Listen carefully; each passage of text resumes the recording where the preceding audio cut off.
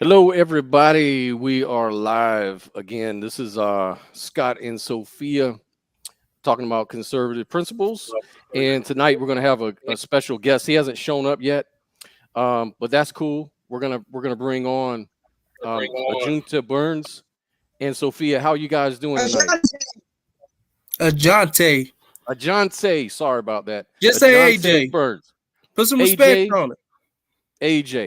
AJ, what's going on, man? How you What's up, doing? man? How you doing, bro? Hanging in there, bro. And Sophia, what's going on? Uh-oh, looks like you For this froze. Okay. Who, me? Yeah, screen kind of froze up. Mm. There you go. Man, what's going on in here?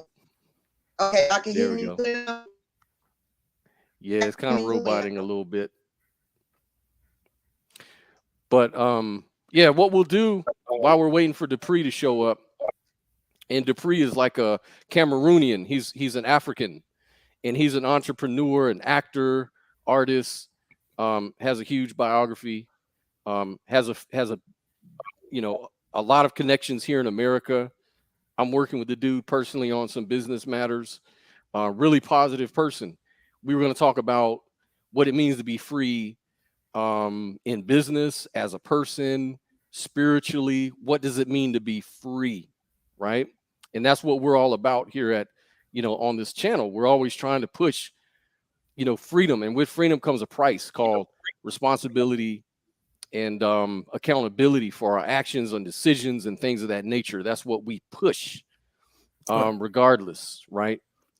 So I was thinking while we're waiting on him, I mean, we can look at some videos, some things that we wanted to talk about and kind of mix it up. But first, I wanted to let AJ introduce himself because he's new to the show. And I want you to kind of introduce us, let us know what your views are, what's important to you, and what you want to express tonight. So go right ahead, man. Oh, okay, y'all. Hey, Well, my name is AJ. excuse me. Can y'all hear me? Yeah, we hear you. Sorry, I gotta leave the studio for a second and then come back in, unfortunately. I'll be right back. No worries. So y'all go ahead with his introduction, and by the time he's done, I should be back. I'm sorry, but I'm having all right, no problem. Difficulty. Okay. Well, my name is Ajante Burns. Right now, I've pursued a numerate of topics, just because I love it. I love it. I love the apologetics. I'm considered a Christian apologist. I am a Pan-African man, a pro-Black man. I do believe in looking at the research and the evidence in order to support your life, but I'm also a spiritual person, meaning that I believe in following the teachings of Yeshua Messiah. I do believe in being saved, sanctified, Holy Ghost filled, and fire baptized.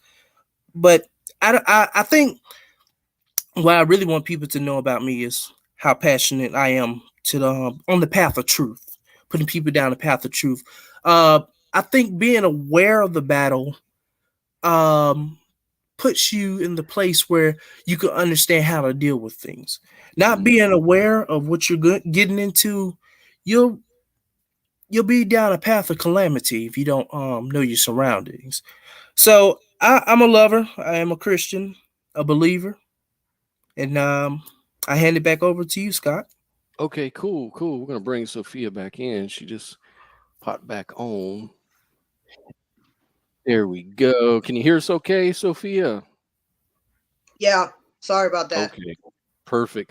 So I just wanted to ask, how do you, AJ, arrive at truth? Like, you said that you go by evidence. How would you define evidence? I think that's kind of important to understand. Ooh, so I have my LG pad here. This is I do all my when I'm doing my work and like research and everything. I have my phone, I got my laptops, and my LG pad set up. So a lot of people, they tend to throw around the word evidence without really knowing what evidence is. So I guess a simple definition for it, if you go on like Google Dictionary, it's proof, confirmation, verification. Those are the similar words you can use for evidence. The available body of facts to support an event or a person. Let me say, because I grew up in a very religious home. We grew up in Birmingham. It was a very tough area in Birmingham, but you never hear me talk about it because I believe in growing. Once you're out of the state of having less, you grow. You're supposed to grow. But we grew up in a very religious church called God Faith Cathedral. And it was almost like the Nation of Islam, but we were quote unquote Christians. I still think of it as a cult today. But it was just very stern. You always listen to the bishop versus actually diving into the scripture for yourself, looking into history, understanding who you are as a person, understanding how you can interact with God on a spiritual level. But we were always listening to the bishop, and he was telling us what to do. And I grew up under parents, like that. I grew up around older men and older women that was in the church, outside of the church. You could be in the church and not have church in you. That's one thing I tell people. And most of the times when I got out of church, even though I was real reserved, I didn't really have church in me the way I could have. And so I was just one of those Christians they would call lukewarm. I guess you could say mediocre, uninformed religious Christian who just believed in listening to the pastor and believing that he would tell you everything you need to know. But I would say maybe around my 11th grade year, I was challenged by 3 different atheists concerning the Bible and what I believe. And even though I was able to quote scripture, I wasn't really able to point to the evidence. I wasn't really able to point to the history concerning different topics and everything. I would say the same thing before I became a self-proclaimed Pan-Africanist. I had different white people when we moved from the hood to predominantly all white area. I was discriminated against by teachers, by different students. It was crazy, man. We had cops pulling us over because, my dad had a black Cadillac at the time. And we had cops pulling us over thinking that we were dishing out drugs and everything, so I became aware based on my surroundings. I started to grow. I saw myself grow a lot. But I became what I became, as I said, because I wanted to know the truth. I wanted to know what does the Bible teach? What does it really teach outside of what the pastor says? What is our society? How is our society? What builds a society? What causes a society to fall? All of these questions, I said, who am I as a black man? What is my history as a black man? How have things affected my black community as a black man and as a black community? It's just a bunch of different factors that had a play in it. I listened to a lot of scholars, and I was under a few professors who kind of taught me some stuff. Even pastors who were activists in the area, they taught me a lot of stuff. They showed me like, okay, this is what's going on. That's what's going on. And just me keeping updated with a lot of things, it kind of cultivated me into the person I am today. To make it short, I guess to go ahead and end it on a short note, I am what I am today because of my circumstances, based on what is. I hope that makes sense to you, Scott. Okay. So you're a Christian. I guess you identify as a Christian First. First and foremost. Yeah. And then you're also a Pan-Africanist. Yes. For the audience, define what that means so we all a Pan-Africanist is I guess you could say a black person or any black individual that is a descendant from Africa who were dispersed all throughout the African diaspora. We believe that African people need to stick together, be together, and help build ourselves up internally and externally, and free ourselves from white supremacy that has inflicted our community for so long. And I believe the foundation of being a Pan-African is supporting the traditional Black African family. I do believe that the family is the foundation of our society. So I agree with the family thing, but where does that leave different shades of Black people, or Black people who have no idea about Africa or know nothing about Africa? Or what about people like me who are a direct descendant of slaves because I still have the Enslaved last. people. You're a direct descendant of enslaved people. Now, yes, legally they were considered slaves, but you're a descendant of enslaved people. Well, you just cut me off. My point was that I know. I'm sorry. Go ahead. I'm a direct descendant of, yes, people who were enslaved, and I still carry the last name of the French slave plantation that owned my family tree. So I am a direct descendant, but at the same time, I didn't grow up in this country until I was 18 years old because my father served this country. And I came here when I was 18, and I've been here since I've been 18, and I'm 42 years old now. So I don't identify with anything African. I don't even know anything about Africa. So where there, like, you know, how would I fit into that? Like, what it makes more How would sense. you fit into it? Do you identify as being Black, Sophia? Yeah, I mean, people see me and they see that I have brown skin, so yeah, I'm categorized. I didn't say what people identify you as. I said you yourself. Yeah, I call myself Black. Yeah. Okay. And do you believe that Black people have certain things that have come against them and are still against them, even though you can overcome it? Don't get me wrong. Even though you can overcome it, do you understand your history as a Black person, as a descendant of the African peoples? Do you understand that at the state that you are in now? Yeah, I absolutely do, because I have a lot of experience with my Black family because I've been here. Well, I've been to answer your question, I would say that I understand everybody has a free will, so you have. Just wait a second. Wait a second, man. I'm gonna have to come get the damn camera. Shit, shut the. Hold on, because Sophia, I got. I don't know if y'all experiencing this on. I gotta be able to answer shit. Oh, hold on.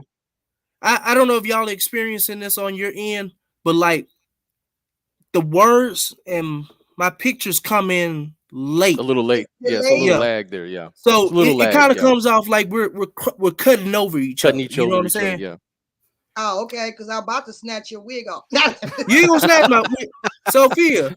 I will come down there. Now, I am a saint, but we'll come after you. Okay, come at you. Okay, no. Let me answer something here. Yeah. Shit, see, now I'm about to lose where I was. Hold up. What you said? You were asking about what does it have to do with you? I got it. Hold up. See, when I put my hand up, that means hold up a damn minute. Anyway, like I said, yeah. What I'm saying is the question about, do I believe that things have happened towards, Black people that were unjust in so many words, and are there still things happening to people, Black people, that are unjust? So to that, I would say, of course, but not just Black people. That's the whole thing. Life in general is hard, okay? Very hard. And everybody goes through shit. Life is not easy for no damn body. I mean, you can have a millionaire that has everything he wants materialistically, but that doesn't mean that man is happier than me. You know what I'm saying? So I don't look at things black and white like that, because I personally had everything I needed and wanted as far as financially, because I was raised by a white foster family. But spiritually, emotionally, and from a family structure point of view, I lost all of that because of early trauma in my life, losing my mother and all that kind of stuff. You know what I'm saying? So just because I had financial stability doesn't mean I had any kind of emotional stability. So what conservatives focus on, at least we do, because conservatism is a spectrum. That's another thing. I got to get that out there. Most people hear the word conservatism and they say, oh, you're far right, you're white supremacist, and that's just not fucking true. Like, excuse my language, but it ain't. Conservative can be more left leaning, it can be more right leaning, it can be somewhere in the middle. There are religious conservatives who want to enforce religious values. There are conservatives who are more libertarian, such as myself. I mean, I'm not on the far right, that's for sure. So we got to get that cleared up once and for all.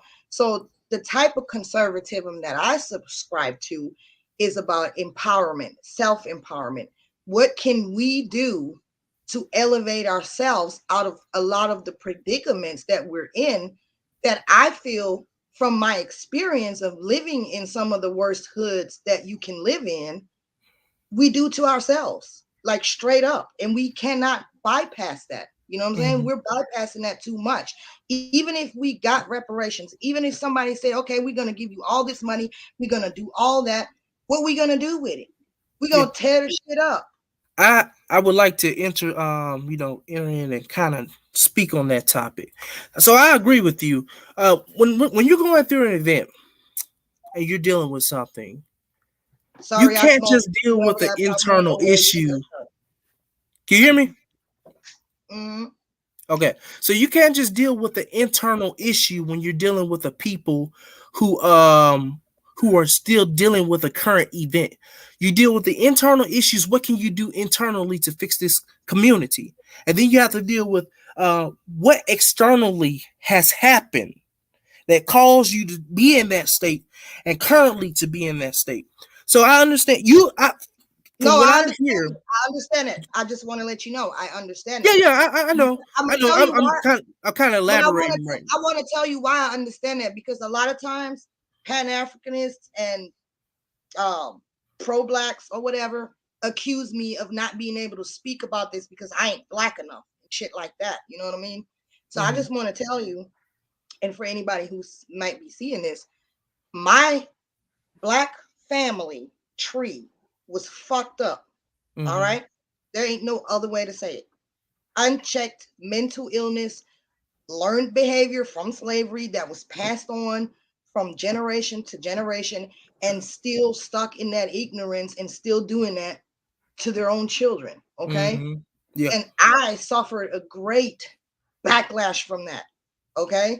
So I know the devastating effects that slavery has taken on the human psyche alone. You know what I mean? And I'm not denying that. And as I don't think any conservatives is denying that. My thing is, though, we got to move forward at some point and heal that trauma. Yeah. The only way you could do that is to confess, what can I do to better myself? And I say that to the black people within the black community. What can we do within the black community to better us? And Dr. King was talking about this in his Where Do We Go From Here book. If you ever get a chance, y'all check that out. Where do we go from here? You have to fix the nuclear family. You have to address the external issues concerning white supremacy. Now, I understand where you were talking about, things related in your family. Yeah, that's true. Mental health. I think me and you were talking about that at one point through a post. I was also in a cult, but it was kind of like what you described it. But it was my own dad who was. I understand that. But what I'm trying to say is, you have to be able to address things. Psychologists do this, therapists do this. Even in the legal system, they do this. You pastors, you have to be able to address yourself internally. So black people, all I'm saying to other people is, you have to be able to address what is. I think one of the major problems I had as a Christian who is a black man, I had a problem with a lot of white Christians who were Protestants, Catholics, and evangelists who couldn't even confess to white supremacy actually existing in America.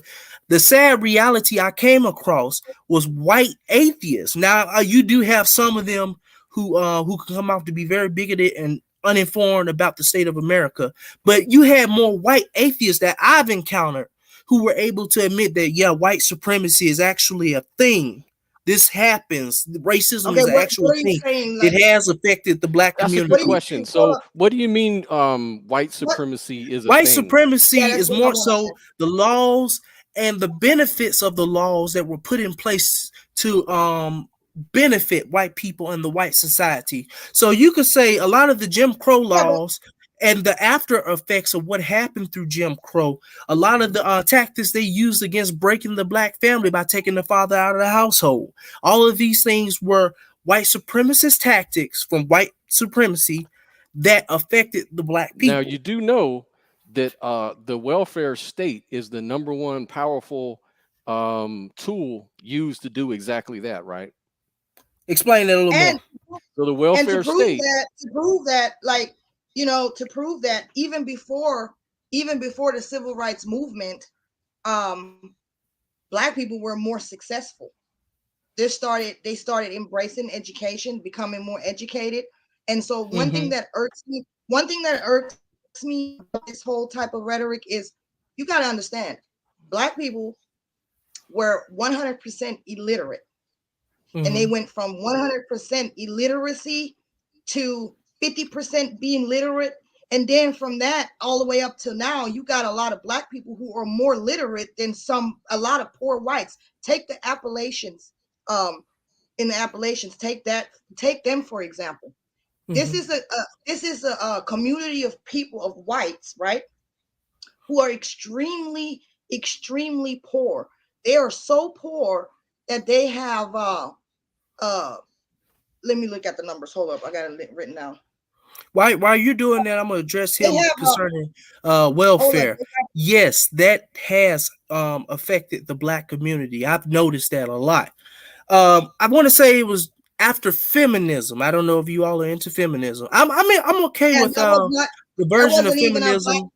That wasn't even the fight of a Black woman, because the Black women still were fighting for voting rights. So what in the hell does a Black woman fight Frederick Douglass called to do with Black women? Frederick Douglass called out many of the white feminists concerning that topic. That is not our fight. When you deal with the independence of America, that is not our fight. That's the same way I feel about being a Pan-African, and what I believe that every Black person should have. You should feel obligated to better your people. That is what I believe. Welfare, he was talking about welfare earlier. I do agree that welfare has had a major effect on the Black community, because what does welfare do? People who need welfare, or at least the Black women in our community who are taking care of children who need welfare, don't need a man. You sound like you're with us, man. You're with us. Hey, I'm on the market. Welcome. Now let me stop. You know, I'm just saying. Welcome. I have to say all these things, you know, but you need the man within the family. There's a certain feminine and masculine. As a Christian, I'm agreeing with you. The thing is about welfare. Welfare should be for people who are disabled, people, you know, that really need it. Okay. Now, I agree. You know as well as I do that the welfare system is unfortunately not that way, because you said you've been in the hood, right? I mean, you was in the hood as a child, but I've been in the hood as an adult, and the system is the way that it's designed. Why I say it keeps us down is because it is designed for you to underachieve. Because is welfare a form of white supremacy? By one little welfare, when they took fathers out of the household, it is a form of white supremacy, and that's just to keep the Black man from being in the household. Under a stable household. Of course, you've had families. My father, when we were down in Birmingham, my father worked over 62, 72 hours. He would leave at 4 a.m. and come back 10 at night. He would work 10 to 6 and 6 to 10 shifts just to take care of us. My mama had 7 of us in the household. Down there in the small house, there was only 2 rooms, and then their room where they slept in. They kept 2 kids down there, and the other 2, we broke it off upstairs and everything. But we had to try to make ends meet. From what I remember, we didn't start food stamps until our later years. That's when it really got hard for us. You know, everybody was getting bigger. We were getting hungrier. You know, I was in freaking 8th grade weighing 93 pounds, you know, but my parents did the best they could with what they had to take care of us. So welfare has been a white supremacist tactic that has crippled the Black community. And I believe that we should be looking for other sources within in order to support the Black family and people in need. Can I add something to that, though? Yes. So I would have considered myself a liberal, because that's what I thought liberalism was about. But then I kind of learned how liberalism kind of evolved into this far left rhetoric, and I kind of got more on the conservative side. And believe it or not, from everything that you're saying, AJ, you know, you have a lot of conservative views, just to let you know. For sure. And so, for sure, 100%.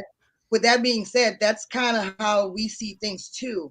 So I just wanted to point that out, that a lot of these policies are implemented by Democrats, okay? Like even all the way down to the abolishment of slavery, to the abolishment of segregation. It was always Democrats who voted against that shit over and over and over. And so here's the kicker. Although, here's the kicker, add on though. to her point real quick, Scott. Go ahead, go right ahead. But to add on to that point, in the early 1950s, when the KKK was raiding the South, you had white, when they finally started, when you had, I think it was, I want to say, I forgot which party it was, but one of the parties finally was like, okay, let's go ahead and try to support black people. I want to say it was the Republicans. It was the Republicans at the time, but they were liberals. See, you have Republicans that are liberal, and then you had the Democrats who were conservative at the time. It was a group of Democratic males. Dixiecrats. They were Democrats. Dixiecrats. Yes, but they were conservative at the time. No, when that vote happened down there, I'm gonna find the information for you and post it here. But when that happened, when they started to support the civil rights movement, they switched parties during that time. See that Democrats, I don't believe that's a myth, though. became Republicans, and white Democrats became Republicans, and white Republicans became Democrats. Even though they still consider Democrats might consider themselves to be the conservatives at that time, and the Republicans at that time were considering themselves to be the liberals. So I understand what you're. Yeah, that's kind of a myth, though. Like no, I can tell you the information on it. It's concerning. Like, you can look up. You ever heard of Dr. Cornel West? Yeah. I know, and he's one of the main liberals that push that myth, though. But that's a It's not a myth. It's history. This is history, y'all. Well, we can pull up a video and just go through it, and we'll see what we think about it. Hold on, just a second. All right. Because unless I have the facts in front of me, it kind of doesn't make sense, whatever I'm going to say. So hold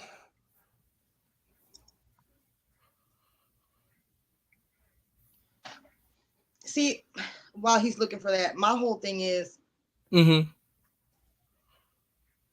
whole issue currently with the inner cities. I think the biggest issue is, we can all agree on, is the destruction of the nuclear family structure. Right. We can definitely agree on that.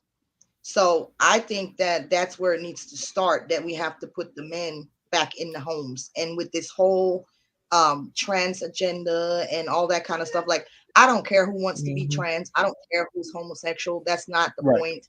You know what I'm saying? The point is the way that liberals promote this shit. You know, I have no other word for it. So, you know, y'all know me, I'm gonna keep it real. They promote this. If this was a better way to build a family, like, that don't even make sense, you know? So you know what? They have a right to push that teaching all they want. My problem with it all is, number one, I don't agree with it. But number two, I don't think the government's job is to enforce language and enforce how we talk about who's a male, who's a man, who's a woman.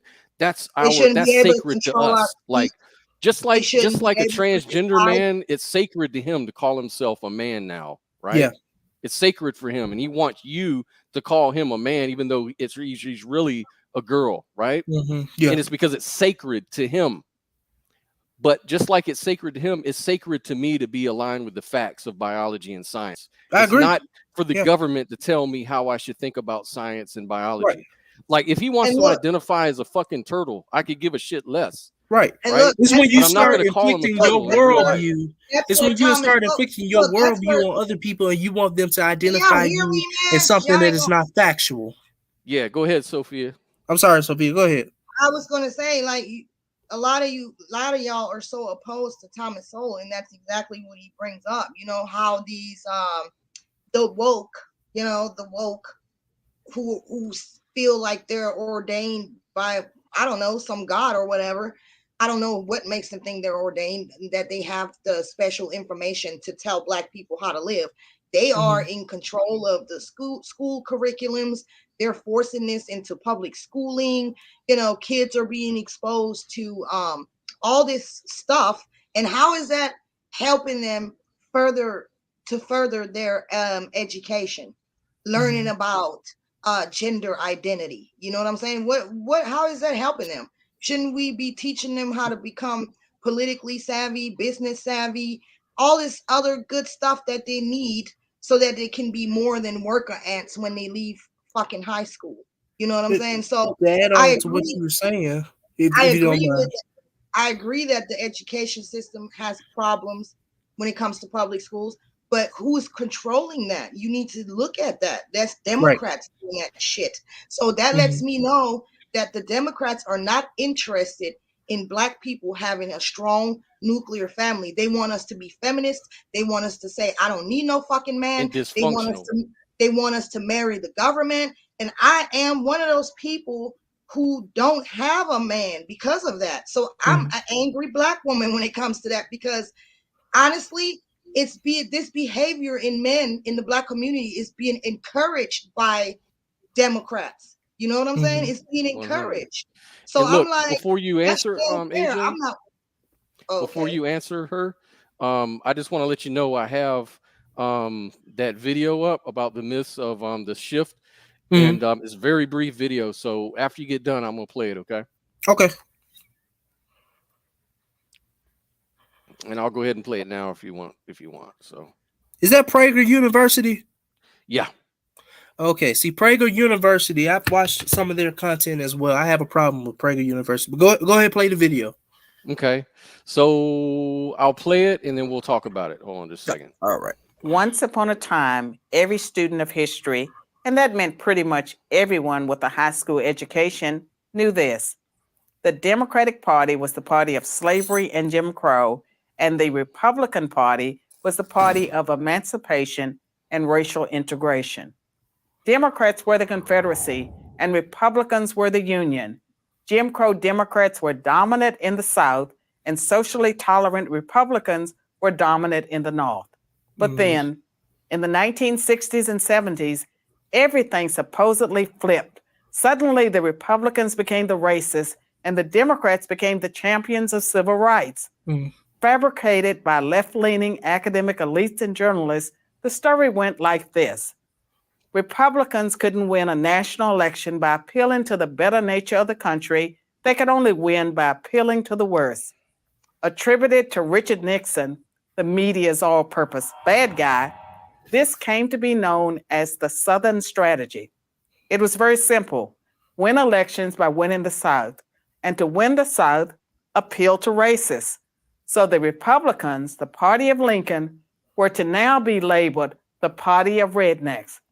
But this story of the two parties switching identities is a myth. In fact, it's three myths wrapped into one false narrative. Let's take a brief look at each myth in turn. Myth number one, in order to be competitive in the South, Republicans started to pander to white racists in the 1960s. Fact, Republicans actually became competitive in the South as early as 1928 when Republican Herbert Hoover won over 47% of the South's popular vote against Democrat Al Smith. In 1952, Republican President Dwight Eisenhower won the southern states of Tennessee, Florida, and Virginia. And in 1956, he picked up Louisiana, Kentucky, and West Virginia too. And that was after he supported the Supreme Court decision in Brown versus Board of Education that desegregated public schools, and after he sent the 101st Airborne to Little Rock Central High School to enforce integration. Myth number two, Southern Democrats, angry with the Civil Rights Act of 1964, switched parties. Fact, of the 21 Democratic senators who opposed the Civil Rights Act, just one became a Republican. The other 20 continued to be elected as Democrats or were replaced by other Democrats. On average, those 20 seats didn't go Republican for another 2.5 decades. Myth number three, since the implementation of the Southern strategy, the Republicans have dominated the South. Fact, Richard Nixon, the man who is often credited with creating the Southern strategy, lost the Deep South in 1968. In contrast, Democrat Jimmy Carter nearly swept the region in 1976, 12 years after the Civil Rights Act of 1964. And in 1992, over 28 years later, Democrat Bill Clinton won Georgia, Louisiana, Arkansas, Tennessee, Kentucky, and West Virginia. The truth is, Republicans didn't hold a majority of Southern congressional seats until 1994, 30 years after the Civil Rights Act. As Kevin Williamson of National Review writes, if Southern rednecks ditched the Democrats because of a civil rights law passed in 1964, it is strange that they waited until the late 1980s and early 1990s to do so. They say things move slower in the South, but not that slow. So what really happened? Why does the South now vote overwhelmingly Republican? Because the South itself has changed. Its values have changed. The racism that once defined it doesn't anymore. Its values today are conservative ones, pro-life, pro-gun, and pro-small government. And here's the proof. Southern whites are far more likely to vote for a Black conservative like Senator Tim Scott of South Carolina than a white liberal. In short, history has moved on. Like other regions of the country, the South votes values, not skin color. The myth of the Southern strategy is just the Democrats' excuse for losing the South, and yet another way to smear Republicans with the label racist. All right. And see, I heard Senator Jim Scott, and I was hearing a lot of stuff in there that I was in error. See, Tim Scott, I watched him a few times earlier this year. I do not follow him. He lies a lot. And I'm pretty sure you all have noticed this, but a lot of politicians lie. I don't know if they mean to do it, but it seems like you mean to do it when you keep doing it time after time. Now, as I said, you go back to the beginning of the video, when they said they switched, they were talking about people that were currently in, well, I guess you could say in office. What about the collective? Do they bring up the collective of people? They don't say this in Prager University. A lot of their videos, it tends to be biased. You can always hear the slight tone, biased tone going on with it. Oh, the Democrats, this is just their plan in order to sway people to their side. Or you got Democrat people be like, you just got people trying to sway you to. So what? Let's just focus. You got people. Can you? Yes, the information. I'm telling you, the information at hand. You did have a mass white majority when they saw that, oh, they're standing up for the civil rights movement. It's like, no, we're going to go for something that stands with our values. So they did switch parties. They only brought up the people that were in office. I wasn't particularly just talking about the people in office. I'm talking about the white majority. Because believe it or not, when you have the majority, if we're going off let's do this. Hey, AJ, let's do this. Let's grant that you're correct. Like the people in the South were a majority of racist, because I kind of feel like I grew up, like I'm a lot older than you, right? I'm like 53 years old. So I was alive back then, right? Yeah. So I remember very clearly my family, like I have Black family and white family, right? And the white side of my family, I've seen a lot of ignorance and redneck behavior, right? I'm not even gonna lie to you. Like I went to school here. I know how it is. I'm not even gonna sit here and lie to you. A lot of racists. Not even gonna lie to you. Okay. On both sides, Black people hate white people down here too. So there's a lot of racism on every side. Let's just grant that's the case. But what Sophia is trying to say is, if we look at the facts of the party itself, it's playing politics. Like the Democrats, the Republicans, they're all trying to vie for power. And what Democrats have done, I'm sorry, I hate to. Well, hold on just a second. I'm gonna let you go. I'm gonna I'm gonna say something real quick. I was just gonna say the Democrats are no less human than the Republicans. Those dudes will come right in and will exploit what they think will get Black votes. And even if it means, because that's their form of white supremacy, they'll say, let's just give the birds bread. And have them run to us. Let's get in a helicopter and drop fucking money if we could, just to get those votes, and then discard those motherfuckers when it's done. That's how they think. I agree. I totally agree with you. And Mhm.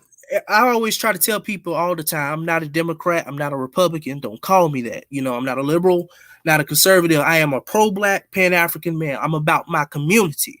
And even as a Christian, I do support policies and values that can help build up a society healthy. You Okay, know, but here's my but thing what I'm though. Here's talking my about, thing. hold on, let me get the answer. I'm a misfit with conservative views, and I also care about the uplifting of people. But I care about all people, not just. But hold on, Black let me get finished with what I was saying. So y'all, I don't know if you all ever heard of them. You know, James Baldwin, Toni Morrison, Nikki Giovanni, Ta-Nehisi Coates. They all deal with the topic, and I don't know if you ever heard of the book, the 1619 Project, and they have a lot of references in those books. And when y'all get a chance, y'all just check them out and let me know what you think about it. Okay, but the majority, I'm not standing up for a particular party because I am not that. I do believe that Black people, we should be more concerned about policies over politicians. Let me make that clear. Yeah, that's true. And that's why a lot of that Trump stuff is also stupid, because his policies was better than what we got going on now. I mean, seriously. Yeah, but even in the time of Trump was promising. He was appealing to Black people, just the same way Joe Biden did, where he said, "If you don't vote for me, you ain't Black." But Trump was trying to appeal to Black people during the pandemic. He said that he would bring the unemployment rate down within the Black community. We were at 13%. For Black men and Black women, it rose to 16%. Now, of course, it was the pandemic, but it spiked right as the pandemic was coming in. So what I'm trying to say, we have more jobs than ever, though. Say it again. But before that, it wasn't the case. Mm-hmm. Before what wasn't the case? Before the pandemic. Before the pandemic, Trump, he did not. You can even look at I don't know if you ever heard of Roland Martin. He records the statistics and the data that's been put in. Asshole. I like people who could say the facts as it is. You know, man, he don't say the facts. Even though he biased as hell. I used to watch that channel all the time. He biased as hell. He starts off biased. And see, what I don't like is this here. This is America. You are in America. You are an American. You were born here. So when you running around and acting like, fuck this country, I'm not American, I'm not identifying with that, then honestly, this might come out wrong. You shouldn't even be here. You should. Yeah, but see, even then, if you are American, any Black person, I would say, as a Pan-African man, any person, if you are living in that country, you shouldn't have a problem with calling out America as it is. Like, America, if you say that you are this, be that. How many times? It's almost like being in a toxic relationship. How can you really say that you're going to be with somebody and they showing you that they ain't really for you? How long are you going to claim them to be your own? You won't do that. And that's what you see with a lot of people. That's what you're seeing with Black folks now. They be like, man, bump the Democrats, bump the Republican. Every time they come to us, they just want our vote. And then you know what they do when they win? They disappear. Right. Yeah, but the majority of us still runs to the polls and still fucking votes Democrats. And then when you ask why, but we see that's on a federal, I guess you could say on a federal level. But more so, I would say that Black people need to focus on things on a state level and within your community versus on a federal level. Yes, that's what we're talking about. Yeah, but then why are we asking for the federal government to fix it for us? That's what I'm trying to say, and that's what conservatism. I don't know why some people would do that, but that's what I'm saying though. Like, conservatism is about just that. It's about fixing it from within and having smaller government. Right. Because look, just like we can't trust the government. We know the government's out for itself. We know that. Right. It don't matter what the label is. You can call it Republican. You can call it Democrat. You got to understand the matrix.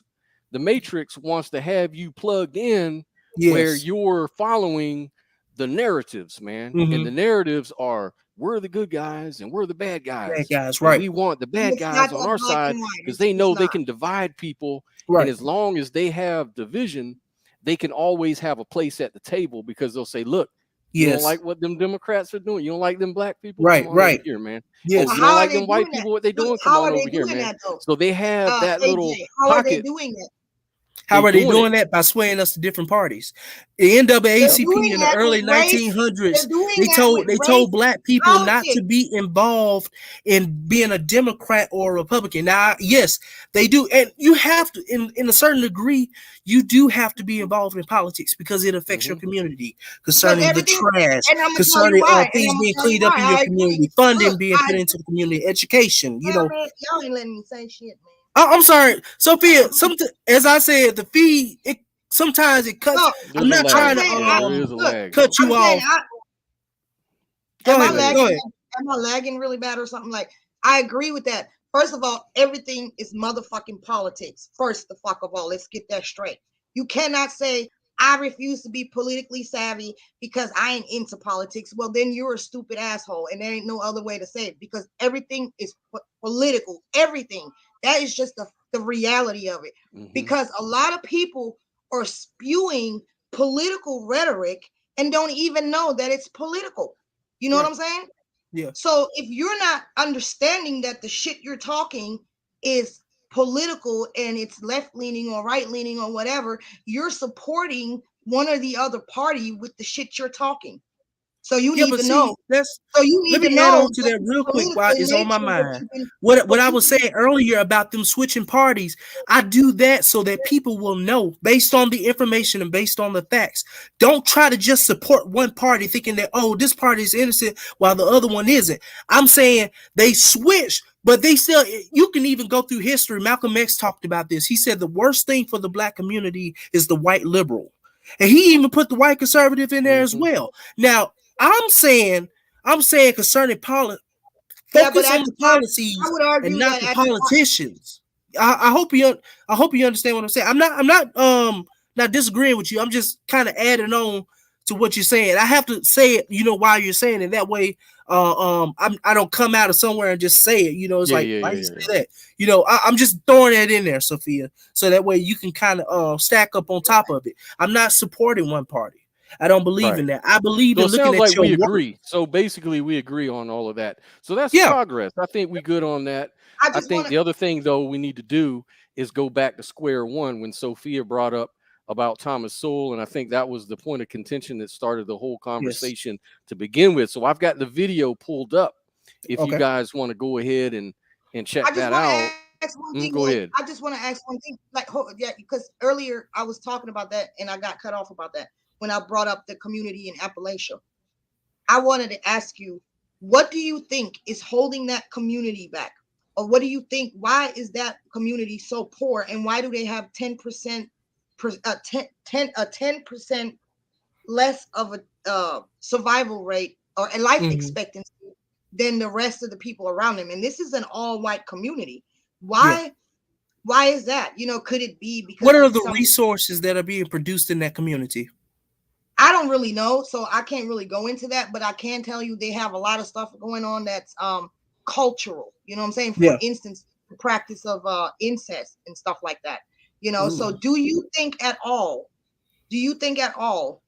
that the practice of a cultural practice or whatever, or traditions, could it have anything to do with the regression or lack of progression of a people, of a specific group of people? Yes, and let me elaborate on that. One of the examples I could use within the black community is trap culture. So basically, we have black people within our community. And I can say the same thing for black people who always feel the need to be right to appease white people. But let me speak on the trap culture. You have the mindset within the black community, get all the, Lord forgive me, I must get all the hoes. Women getting pregnant before they get married. These things are detrimental to the family structure. Trap culture has done more bad than it has done good. And I for one, because I used to love to listen to Gucci Man, but I can't really support it no more because you're endorsing putting trap houses in our communities, putting crack houses into our community. And you're funneling dirty money. He said, I come up here and everybody died and everybody quiet. I know all of his stuff, and it's all about murder, robberies. Do you know Oh, where yeah. that do you know where that culture originated from though? And that's what I AJ? was getting ready to go into. Now you know Thomas Sowell was talking about it at one point, saying that it originated from the Europeans.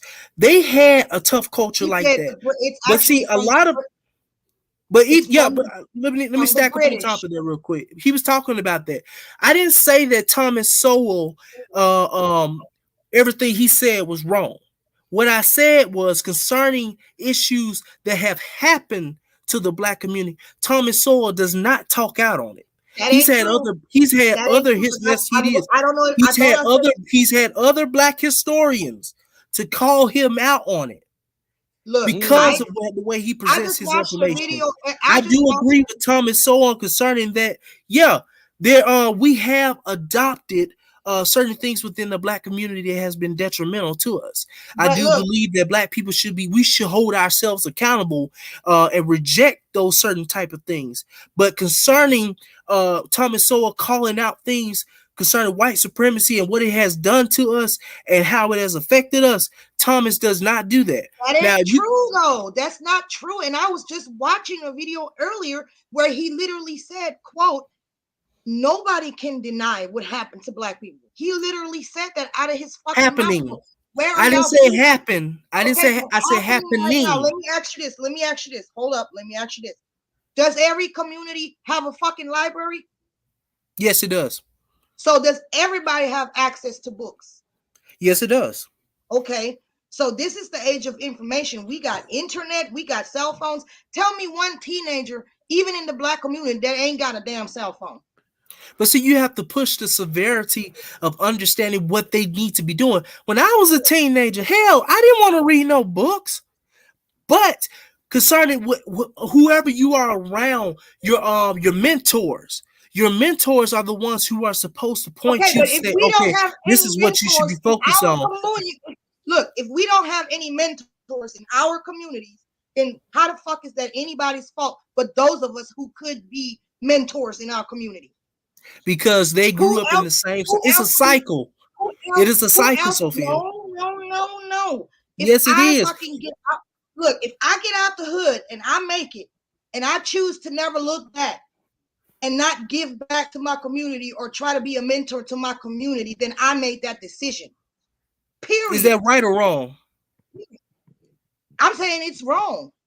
Okay, go ahead. You should have some kind of sense of responsibility to the next man. You know what I'm saying? I mean, I'm not going to say I can only do what I can do. I can only do so much because I still got to look out for me because I have children to raise too. But why do you think that we created this channel? Why do you think we're doing this? Because if I'm saying we can't keep blaming other people for not doing the work within our community. But Sophia, this is what I'm saying. Hold up. Let me give you another example. I'm gonna have to talk real quick. I have to go on a rant, man.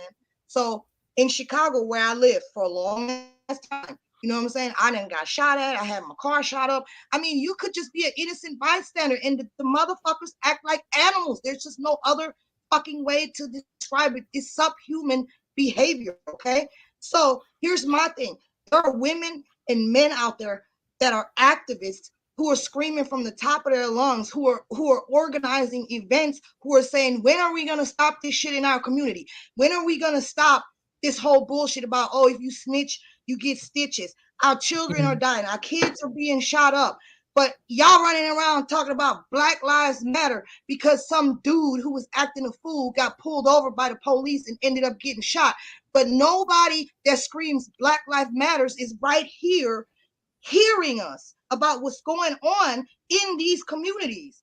These activists are completely fucking overlooked. So who's doing that? The Democrats, the left. They're doing that. We need to get those voices and heard. They don't say nothing about the 44,100,000 aborted babies. I agree about the Democrats. 44,100,000 aborted I agree about Black the Democrats, babies. y'all. I agree about the Democrats. I said it again. What Republican, even Black conservatives, which one of them have gone down into the hoods, talking to them, trying to inform them? Name one, Sophia. I don't know if personally they ain't doing it either. I know they are out here talking though, like we're doing right now. Like they are. Yeah, but I'm talking about even then. I got homies I knew in the hood. The information I post is enlightening them. This is what I'm talking about. It's a cycle. So when you have mentors, hold on, let me get this out because I let you talk. Somebody got to stop the cycle. And the white man or the Republican or the Democrat cannot stop that cycle. It already fucking happened to me. It already happened to us. It already happened. What my daddy did to me, it's happening to us. Nobody can Sophia, change that. the hoods, as I was telling you earlier, the hood still exists because of redlining and the lack of funding within the black community. That's a product of white supremacy. If white supremacy didn't exist, Sophia, the hoods wouldn't exist.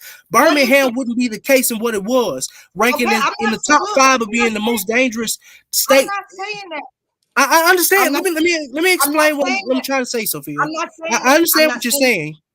I'm not saying that white supremacy doesn't exist. I mean, it obviously exists somewhere. You know what I'm saying? But yeah, but I understand that. I'm trying to tell you that. Hear what I'm trying to say first. Who is doing that shit? Hear what I'm trying to say first. All I'm saying is that it's a cycle, and you can't. What I'm saying, I understand what you're saying, and a lot of what you're saying is true, but it is a cycle, Sophia. You have black people who have been miseducated. See, what they can do is they had hyper surveillance in black areas and they were arresting them.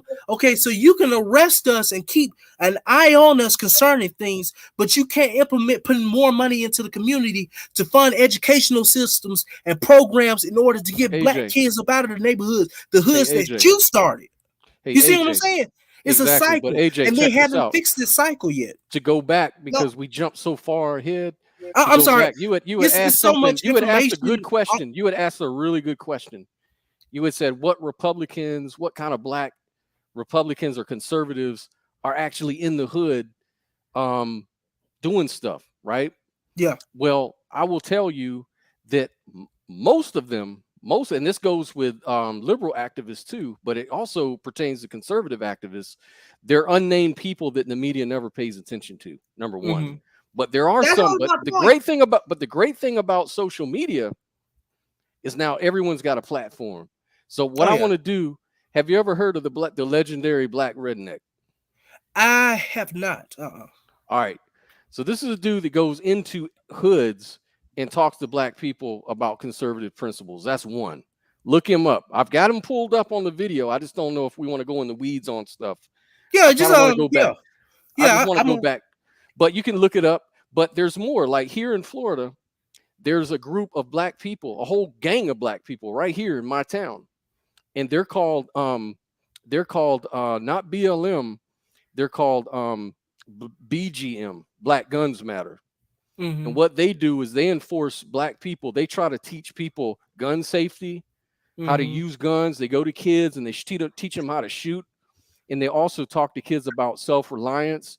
Right. They do a lot of mentoring work around town.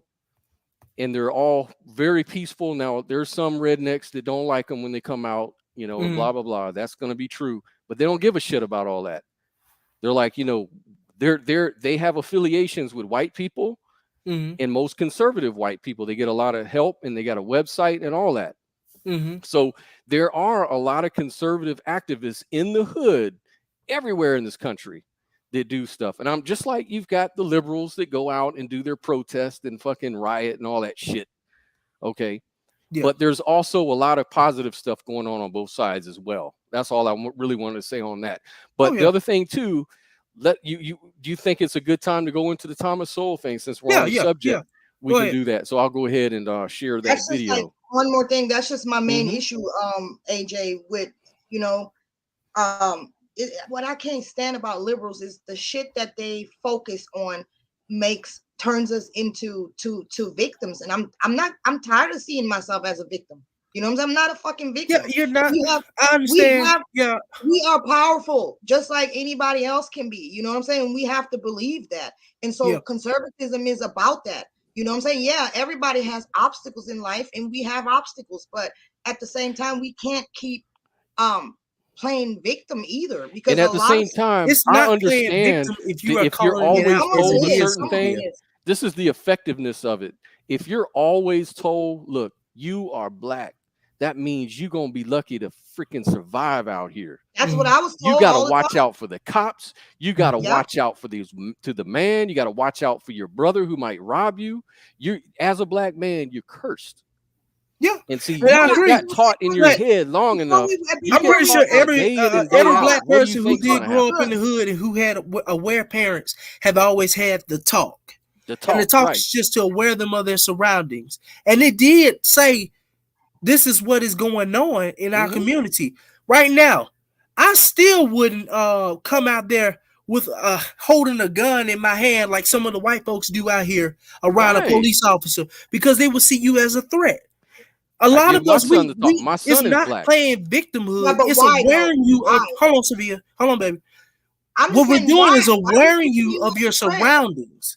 I My understand. son, I'm saying this is for both. I like to see black. I don't care if it's black conservative or black Democrats. If you are trying to heal our community, I yeah, applaud you. I perfect. always stand up for that. And you know, my But son and my daughter are black. You know, they're mixed kids. They're half African and half white. And but I have to talk to them. And I taught my gun how to, you know, gun safety. I take them to the shooting range. I yeah, show them how to defend themselves.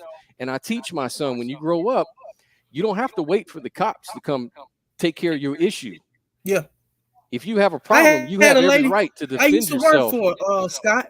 I had a lady I used to work for, always nice, and her son was half black, half white. Because he grew, it's a difference in culture. When you go to a white community versus growing up in a black community. Of Black course. people usually aware you of the things that have happened against us. Now, in the white culture, I'm not saying that some don't do it, but the majority of them don't tell them that stuff can happen against you because you're black. He apparently, something happened, went down with the cops, and he was trying to get away from the cops. They shot in the car and killed him because he had this mentality. What I want to see from more black conservatives and liberals, the Democrats, whatever you want to call it, within our community, I want to see y'all saying that it's not victimhood, it's awareing you of your surroundings.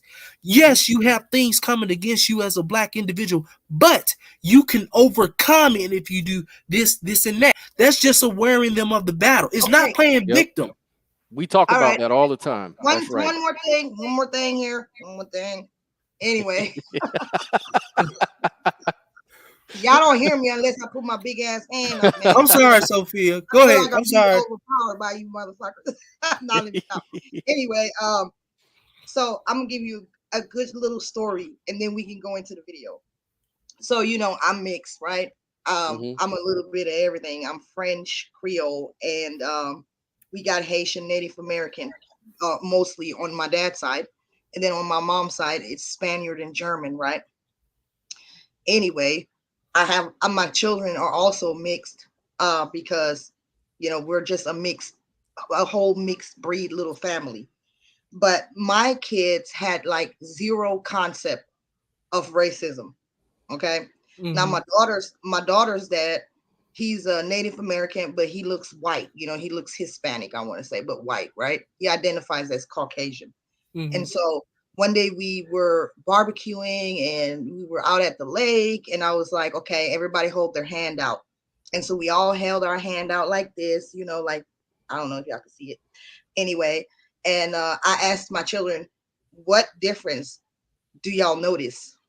And they looked, and all they said was, his hand's bigger than ours and it's got hair on it. That's the only thing they noticed. And me and him had been having arguments about how racism is in that mind frame is instilled into you, because you got to be real careful when you make somebody aware of something. It can have the opposite effect. Like take that movie The Matrix, for example, where Neo walked in and the Oracle told him, watch that vase. But as soon as she said that shit, what happened? He became aware of the vase and he knocked it the fuck over. And then he's like, oh, I'm sorry. And she said, now the real question is, had you knocked it over, had I not made you aware of it being there? You see what I'm saying? So there's a thin line here. So that brings me into, which is the last part of this, that brings me into the type of shit that's being taught in school. You know, my son was constantly getting assignments about manifest destiny, and this was done to blacks and that was done to blacks. And then my daughter, she started kindergarten, and I was actually homeschooling her for her first year. and the material that she had to learn, it was insane. Like, she was learning about how Martin Luther King was segregated and how he had to eat at a different lunch table, separated from all the whites. And my daughter was devastated. She almost started crying, and she looked at me like, Mom, why would they do something like that to somebody? And she was only in kindergarten, you know what I'm saying? So when you hear this shit over and over and you're Black in class, you know what I'm saying? Oh, well, this has been done to you and that's been done to you. You get this sense of, why does everybody hate me like that? And then my son started coming home from school and asked me, Mom, why do white people hate Blacks? But he never thought that and never experienced that. He never even experienced no racism from no white. But all of a sudden, he felt like he was a target, and he asked me, why do all white people hate us? And I said, what would make you think that? What white person has ever done anything to you? Like, seriously, what Sophia, did somebody... You just triggered me to tell my little story, man. Real quick before we go to the video. Now I got to tell the like, I know but it just made me think about this. So when I was in California, you know, my wife at the time, you know, she's African, very proud African woman. Anyways, we went to the school and my son was supposed to stand up and was supposed to act like someone from the, 16th or 17th century. And I think he was playing like somebody or whatever, you know, I forget exactly who, some character. Anyways, there were Black kids out there too, you know, just like my son. They were playing Black kids. They were playing Black characters that were like, oh, the first Black poet in the 16th century, and she made a beautiful poem and she recited this poem. Well, my ex-wife got very offended by the whole thing because from her viewpoint, she looked at it like, why are they making Black people look like it's so special that they tell a poem? Like, who gives a fuck? Like, she goes, like, from my country, you know what our fucking heroes do?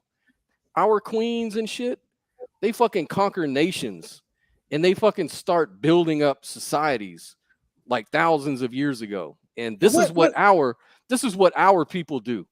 What country was she from? She's from Kenya. Kenya. And she was just, you know, really offended because all these Black people that they were portraying were these poor, lowly people that could write a story. They could make a poem or whatever. She's like, who gives a fuck? We've been writing poems for thousands of fucking years. What the fuck are you talking about? And then the people had to escort her out because she made a big fucking deal about it. And she was offended. She's like, this is fucked up. I don't want my kids learning this shit. I don't want my kids feeling like the best they can do is write a fucking poem. Like, my kids are going to be fucking kings and queens. That's who they descended from. All right. Don't put them in a little box. They're not. And, you know, she kind of went on about African Americans. Like, my kids are not these African Americans that can barely fucking read and write and fucking kill each other and shit. I'm better than that. We're better than that. We're not these people, you know. And she said, I don't want my kid involved in that. And that's her attitude. And see, this goes into the difference between culture. It don't matter about skin color, man. It don't matter about that shit. What matters, you see, it's just like my uncle. I have an uncle. His name is Uncle Mwangi. He's a very successful, educated person in Kenya. He came to America with $10 in his pocket. This motherfucker started owning his own taxi company, started, driving taxis. And then he started owning his own taxi company. And then he built his own real estate company. And now he's like a huge fucking successful, you know, person. And his kids are all in college and they sound like white kids when you talk to them, you know. But his thing, he asked, like white kids. Yeah, just like, you know, we got to stop that. Sorry, but we got to stop that. When that's what I'm saying. Is that's the mentality. English, that's the mentality. Only Black people. The English language, and we are integrated into the society. So, what language are we supposed to speak? I agree, 100%. Because that's also what discourages Black people from leaving that type of lifestyle because they're ostracized for doing so. Yeah, and see, this is what he was saying. And he said, you know, Scott, let me ask you something. I heard you have black friends, these black Americans. Don't, and he was trying to tell me, don't bring them around me because I don't want them infiltrating my family. Like really opposed to black Americans, But you which see is what terrible. we have to Which is deal with terrible. as I'm a not saying people? it's good. Yeah, I'm yeah. not saying it's good. I'm saying Uh-huh. I'm telling you this story for a purpose. The purpose that I'm saying is that because his point that he was saying, he says, look, man, I just got to this country. I'm dark, real dark skinned. When white people see me, they see a black person. They don't see white people, anything like that. They see black. Then they hear my accent, which is even worse. Now I'm African black. And I managed in 5 years to live in this house and do these things and send my kids to college and blah, blah, blah. What I don't understand is how do these black Americans they were born here. How do they not pull themselves up out of this crap? Like he don't understand. He don't understand the experience. And so right? you have different, because I know I have our different African friends, Cameroon, Ghana, South Africa, Kenya, North Africa, or more so Ethiopia. They come over. Some of them come over. You have Pan-Africanists on the continent who understand how cultures differ, but how white supremacy might have affected them over there. But I would say, even with the black people who come over here, they are not aware of the history of the country. So they come in with a blank mindset, and they don't honestly. They just focus on themselves. It's not about community with them.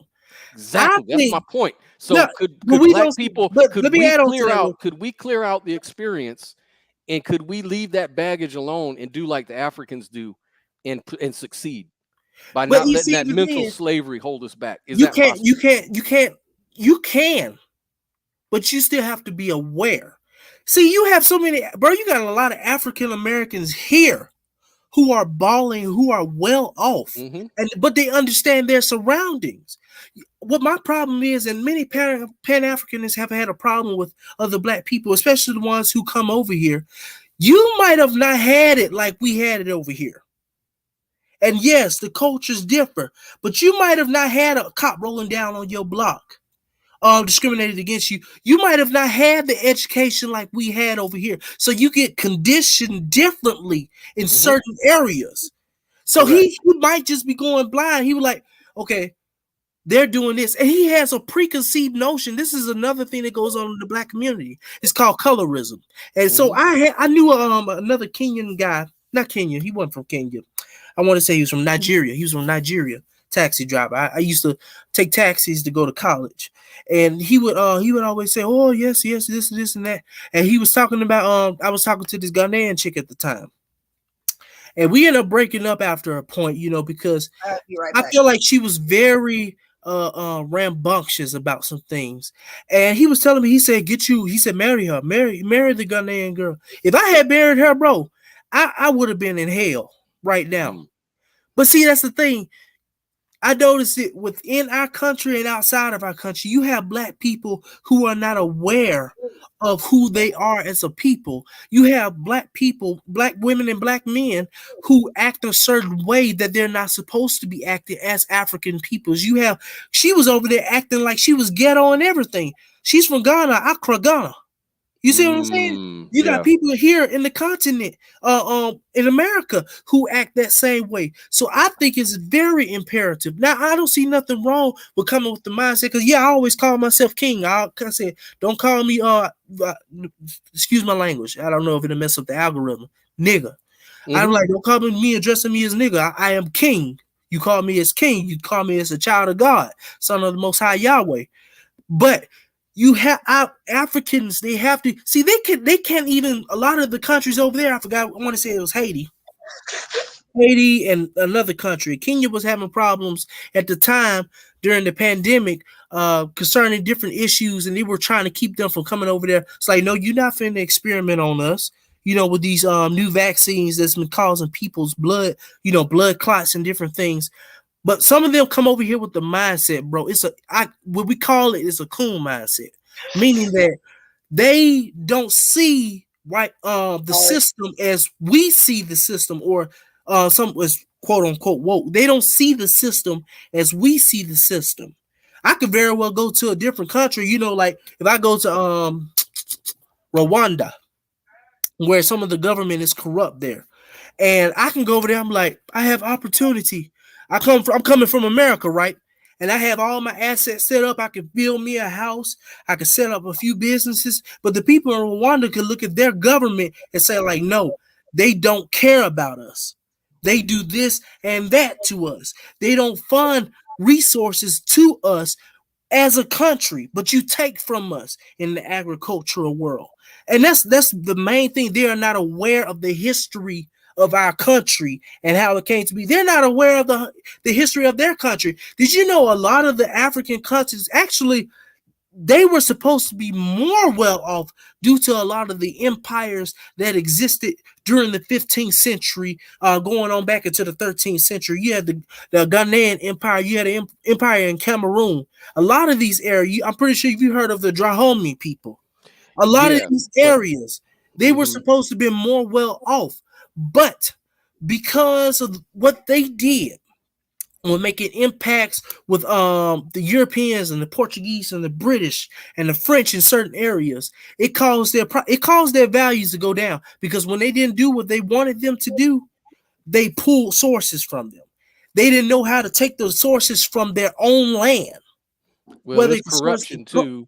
Yeah, corruption that fights among themselves, because it's just like when the Rome defeated fucking Ireland. Yeah. And everything like that.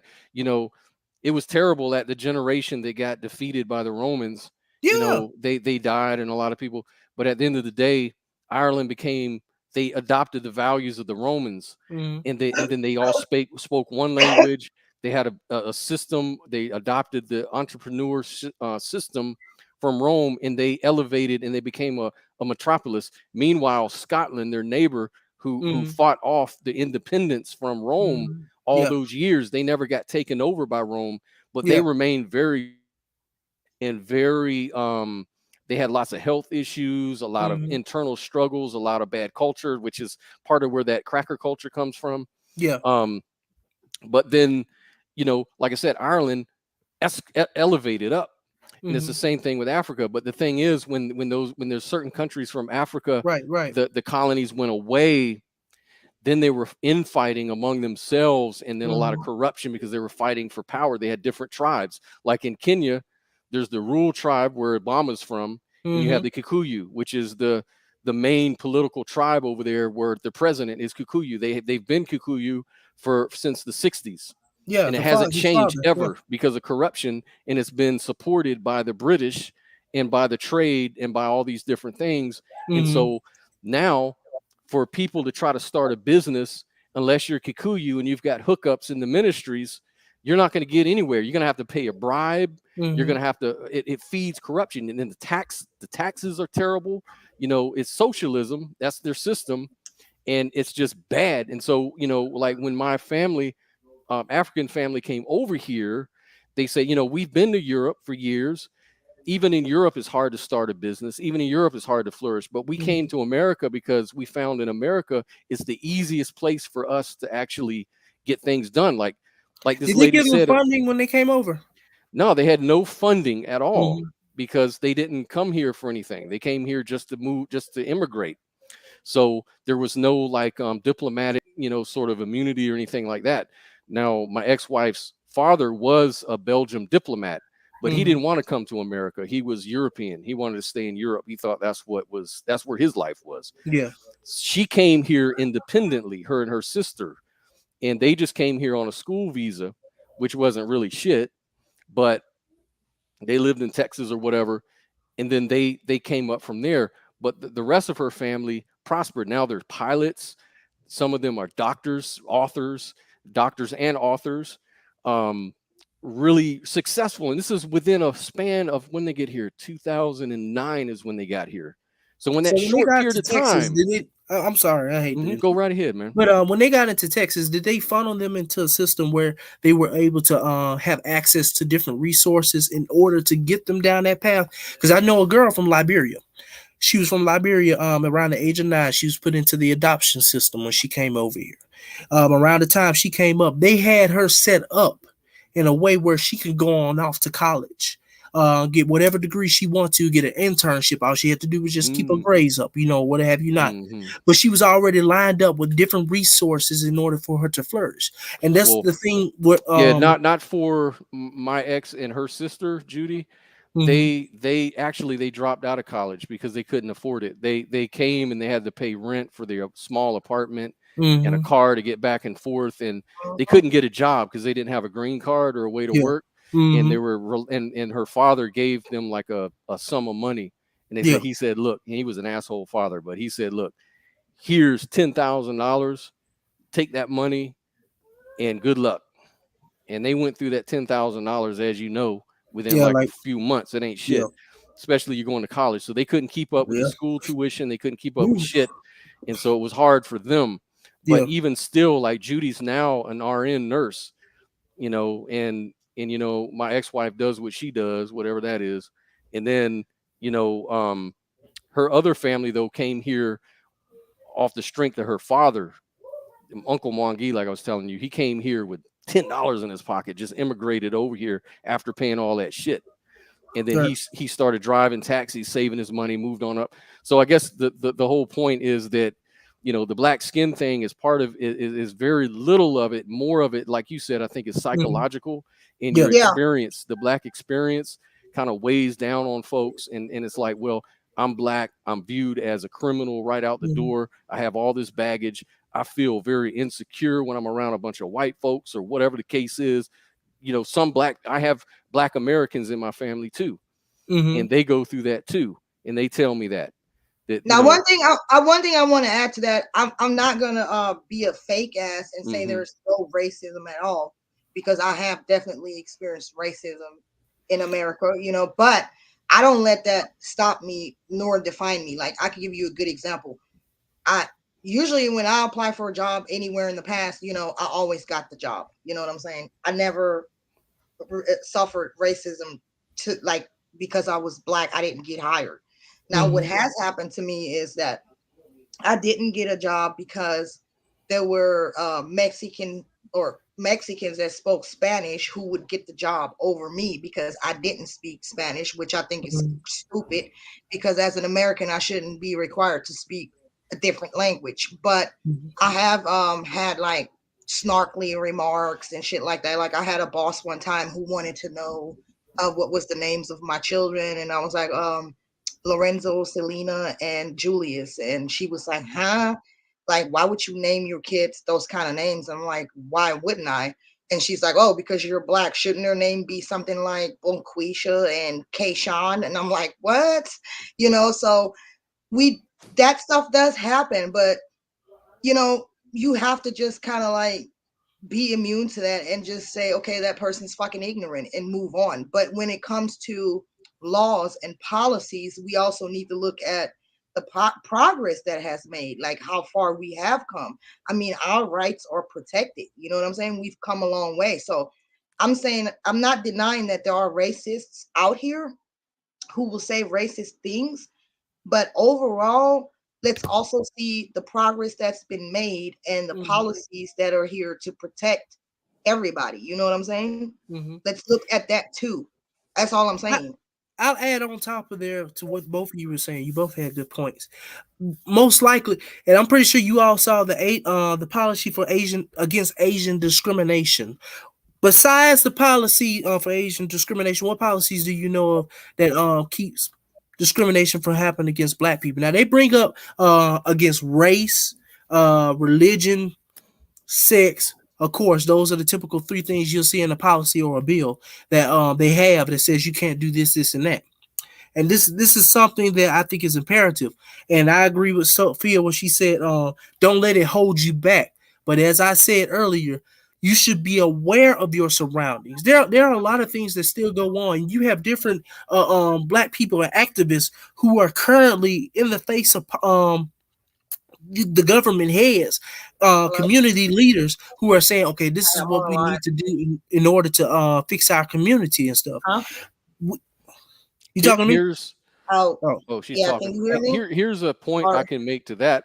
I'm any in the middle racist or any organization that is trying to hold anybody back, black people, Mhm. Asian people, women, whatever, is really hurting themselves in the end. Not Okay. because of the laws or not because of anything like that, but you're actually cutting your All hands right, I off. appreciate it. I'm Because giving the thing right back. about business, it's like even All where right, I thank work, you. a lot of people that work there, probably 75% are black people, right? Mhm. And it's because that pool of people are very talented at what they do. Right. They're A very good trade, at yeah. troubleshooting. They're very good at technician work. They're very good at the Mhm. things that they're doing. So for a company to say, I hate black people, I'm not going to hire them, they're only cutting their own nose off to spite their Yep. face.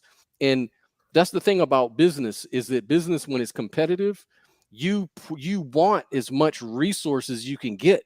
Yeah. What America had learned a long time ago is by doing this discrimination, they were actually hurting themselves. And then people who were hiring more black people to do different jobs, they learn, they're actually out competing us Yeah. because Okay, but these black people are good at what they do.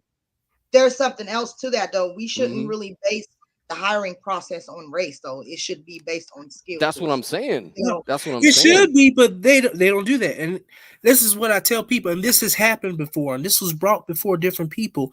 You can be discriminated. They look at my name on the paper, they look at Brian, and they see a Junti. He must be somebody black. And I live in an area where they will do that with you. I had another white guy when I was working the produce area. He come in, he younger than me. He comes in, he gets a raise automatically within the first month. I've been working there going on 2 years. I ended up leaving that place. But my manager was in the position. His name was Scott as well. No offense, Scott. I'm not talking about you, you know. But his name was Scott. He was, I know. he was in the position to say that I'm not finna do that with him. You can't even be proud of being black in a lot of these white areas, and that does have an effect on you. What I've noticed, and we was talking about this earlier, I should have elaborated on this, Scott, concerning some of the Africans coming over here. They behave in a way that that pleases white people. They were like, okay, you know, he's not talking about none of his history. He's just doing what I tell him to do. You know, to me, as a black man, if you can't, because a lot of them come to work, you know, I'm a proud American, man. You know, yeah, he'll go Trump. You know, a lot of these Trump support, Biden, yeah, Biden, he is just, you know, all of this stuff. You're endorsing your white culture, but when they come with their culture, a lot of the times it can cause them to discriminate against you. But can I say something? I can see that. Just a second. Let me give me a few seconds. But what I'm trying to say is, as Sophia was saying, you don't have to play. You don't have to be like it's victimhood when it's a reality that is going on currently, right now. Some of our black people don't understand that, and some of them, yeah, they are able to succeed, but they end up compromising themselves just to please somebody in order to get to a certain state in life that they are at the point now. Look at Akon, the rapper. Can I say something though, real quick? Go ahead. Okay, so I want to say it's not always because of the color of your skin, though. So this is going to be probably controversial, but so I never really lived in, you know, a redneck town like the one that I'm living in now. It's kind of a redneck town, I want to say, but we do have a lot of Mexicans and we do have a lot of blacks, but it's mostly predominantly white. And anyway, make a long story short, I came from Chicago to over here. And so the things I experienced here, you would think that it's racism because like I applied for a job and it was within my job qualifications. I was doing customer service and sales in Chicago. And I came out here trying to apply for the same positions and I just was not getting those positions, you know, no matter what. And I was qualified. So the lady, like, you know, I went to a hotel and I was like, yeah, I would like to do night audit here and run the front desk. And they were like, okay, well, bring your resume. And I did. But then she was like, well, the most I can let you do because you look Hispanic is I can let you clean rooms. And I'm like, what the fuck? You know, so that's happened to me. But I'm going to tell you why that is. Okay. So this hotel was owned by these Indians. Okay. And most of these hotels out here are owned by Indians. I think a lot of Indians own hotels, right? If I'm not wrong. And the owner of this hotel chain was crooked as fuck, first the fuck of all. And I think what the problem is corruption and greed, and it has to do with greed and money.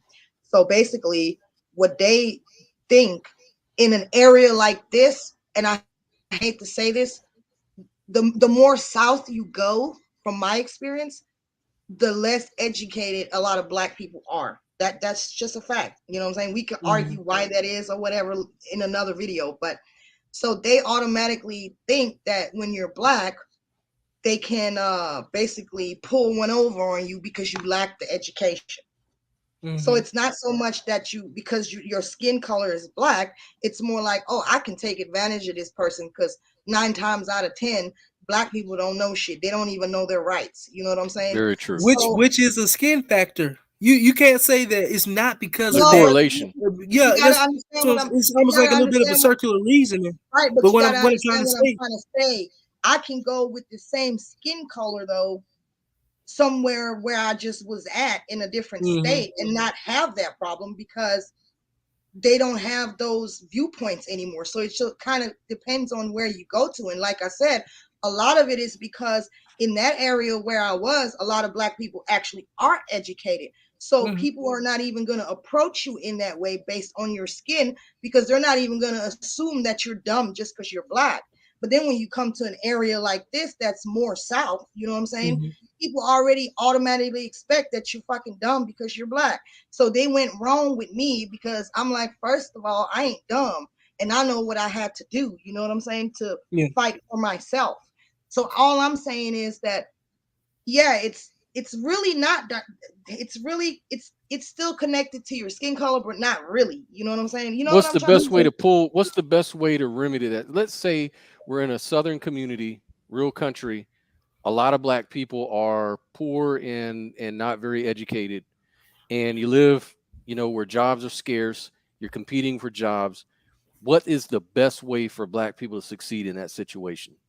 Well, so when we was wait. What you gotta do, you have to educate yourself, like 100%, and you have to understand what's actually going on. Like what's going on there was that they had a lot of illegal immigrants working there, and these illegal immigrants obviously had no papers. But how can Black people overcome that and get educated? Let me answer it for you. One problem that Black people have had is that we love to operate individually versus as a community.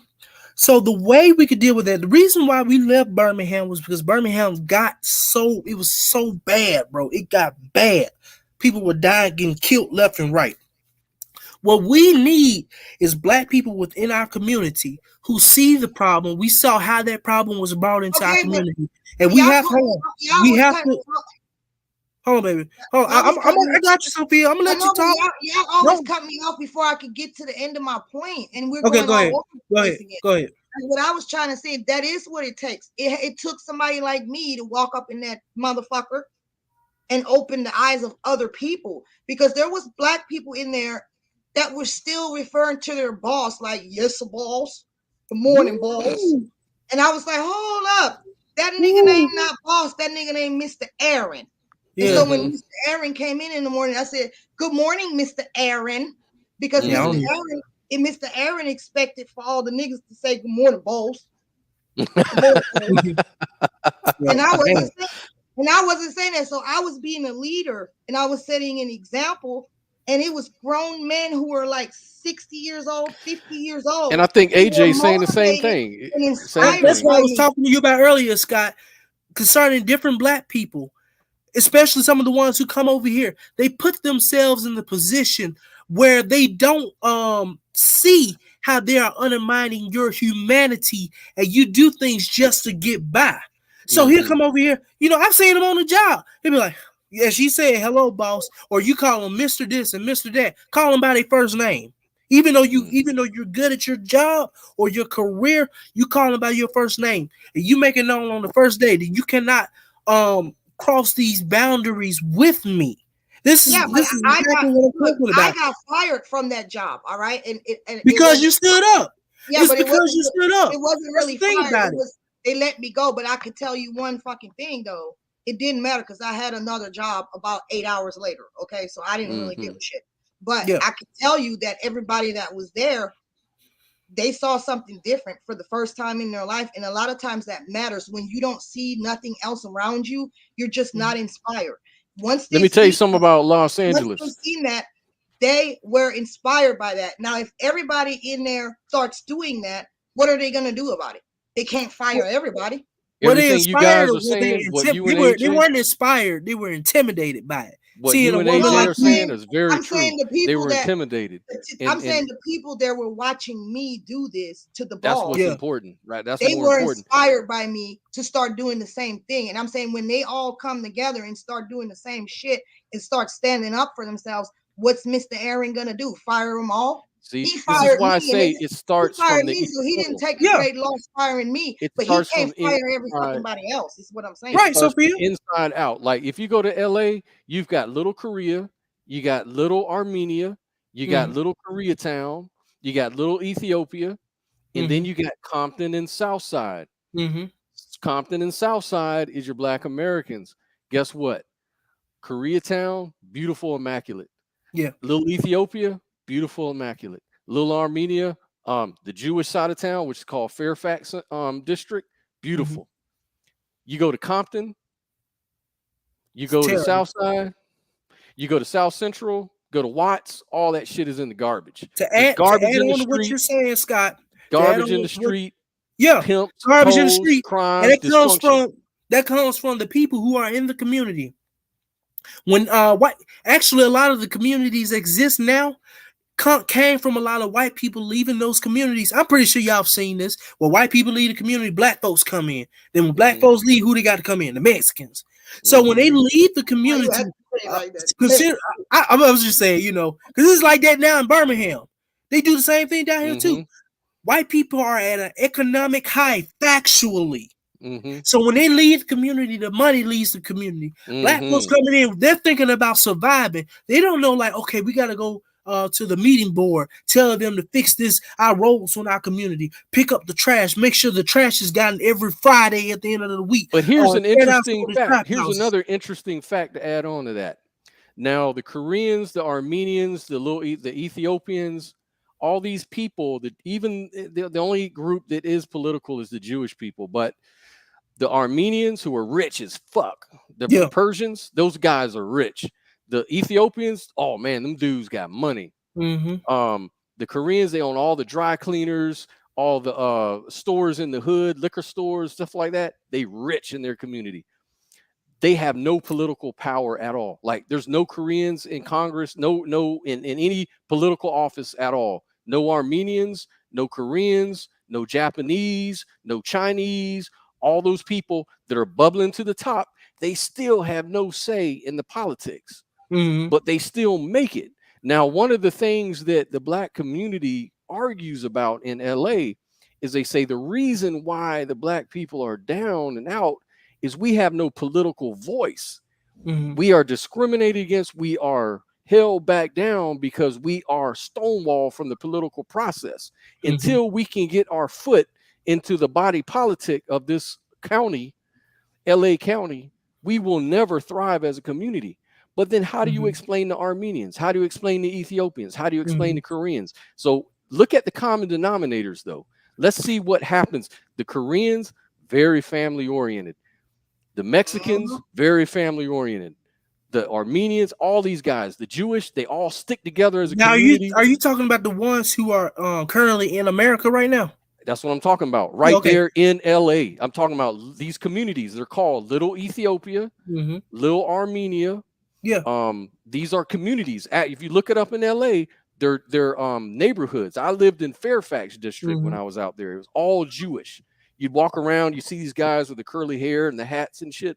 And that's true, though. Yeah, and there'd be synagogues and all this. That long ago, that it's always Black people who are not sticking together. The Black people, though, unfortunately, the Black Americans, not talking about the Nigerians or the Kenyans or the Ethiopians or none of them. I'm talking about specifically the Black Americans garbage. They're in the garbage, unfortunately. And I hate And to that's say because that. Look, let me give you.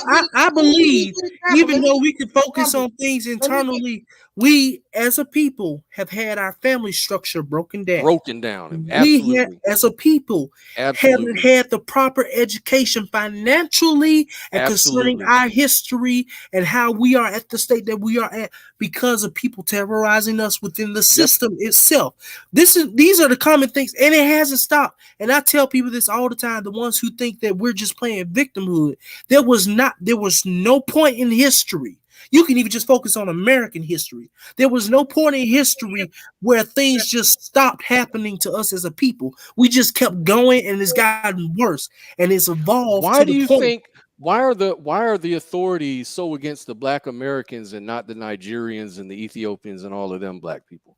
Well, the reason why I think it is because they already have a preconceived notion. If you put a cop over in another area, if they put one of them white cops from up here in Hoover, you put them down there in Birmingham, and they've been raised in Hoover, and they have a whole unit who think with that mindset. You got black folks who can be worse than some of the most bigoted of white people, and then you put them down there. Oh, they'll come around the block every day. They be like, okay, I'm gonna find a reason to see that look like they discriminate against you for certain things. And I'm not saying that black people are without flaw and we can't do no wrong. But what I am saying is that there is a hyper surveillance of police within our community. I think it was Dr. Joy McGroy who was talking about. Not all. That's in some black communities, but that's not all. But it's I'm saying throughout history, this has happened to a lot of the communities, especially. You think they'd be better off with no police? I think if we have police, I think we need police who can identify with the people in the community. I heard there was. And what about neighborhoods where the police don't do shit because it's too damn violent, and where the thugs run it all, and the police then you have to get to the point. You have to get to the point, because some of the gangs that we had within the community were originally groups that were set up to protect the community. We have to show gangs in the community, give them an outlet, a program that they can see, like, okay, I can make it. It's just the truth of it. Let me explain. Because I knew guys down in the hood who felt like, why I gotta go to school and get an education when my family is hungry? We need food. I gotta go to the truck. I got to do what I gotta do. So you gotta try. These are all the things. That's why you gotta funnel resources into the community. If you go to the Jews right now, that's not how it works, man. Yeah, like, but no, let me tell you something. When the Obama phones came out, literally in Chicago, niggas was trapping with Obama phones. All right. Yeah. Like everybody had a friend. Man, you got your free Obama phone. Anything free that was given to the community was still used towards the same fucking lifestyle. Like, and that's because they don't have a sense of self, Sophia. But you don't understand. Like, I was in those communities. They have. I understand.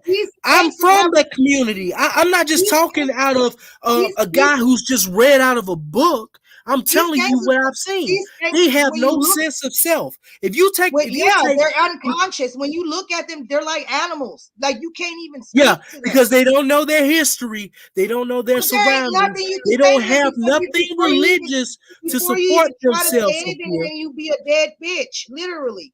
Yeah, because they have no consciousness of self, Sophia.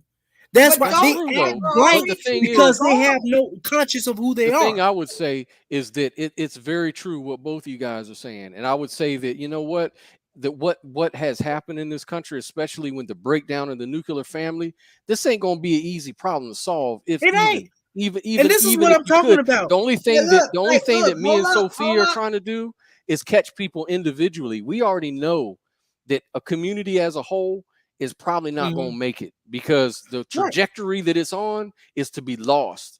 And we were talking about it last night about how a lot of these people in the hood are almost like demonic, like they're psychotic, and they're all about darkness and death, and they worship death and killing and thug life. And the thing about that is they're lost. They're lost to the system. Whatever. You have some of them that can come out. The majority of those hoods are not bad people. The majority of those hoods are the elderly, women, children. and you got the handful of thugs who run every damn thing. They need to be removed. Period. They can't be helped. It They ain't need to my come in job with to try to police and help arrest them. them all. Get them off the And street. pull them on out of there. That's you how know? you care for black community. That's how you care for the black community. You don't try to get preach those to bad them. eggs That's off the street, unrealistic. man. You don't Get them but off you the got, street. Sophia, you got preachers down here in Birmingham who are down here preaching to some of these thugs, and they're finally turning over. That's because they're gaining a consciousness of self. When Man, you that's have one no out of a fucking consciousness of million, self, man. if I took a group of white people and I placed them over in Ghana at the current moment, after a time, if you keep inflicting damage on those people, they are going to regress at an all-time low. This is what Dr. Jordan McGroy was talking about. Post-traumatic slave syndrome. We have constantly had to deal with this as a people, and we haven't had the proper therapy that we need, and it has been passed on generationally within our community, and we haven't properly addressed the situation at hand. Now you got guys running around here, they killing each other. This is something. What's his name? God, he's a good guy. Oh Lord, but he was talking about it a while back. He said we kill ourselves without a cause in our community. You are saying now, exactly what we say. I think we all agree. In a community, in general, for the most part, AJ, it sounds like you're just pretty much repeating what we're all kind of repeating each other. We're all saying the same thing, which is a great thing. I'm going into depth about it. Look, I understand. I'm not totally disagreeing with y'all, but I'm explaining the history and the deep situation that is going on now. So I'm not just talking out of what I read out of the book. Look, I can do that. I can have that research, but I think it's imperative for us to she got the hand up.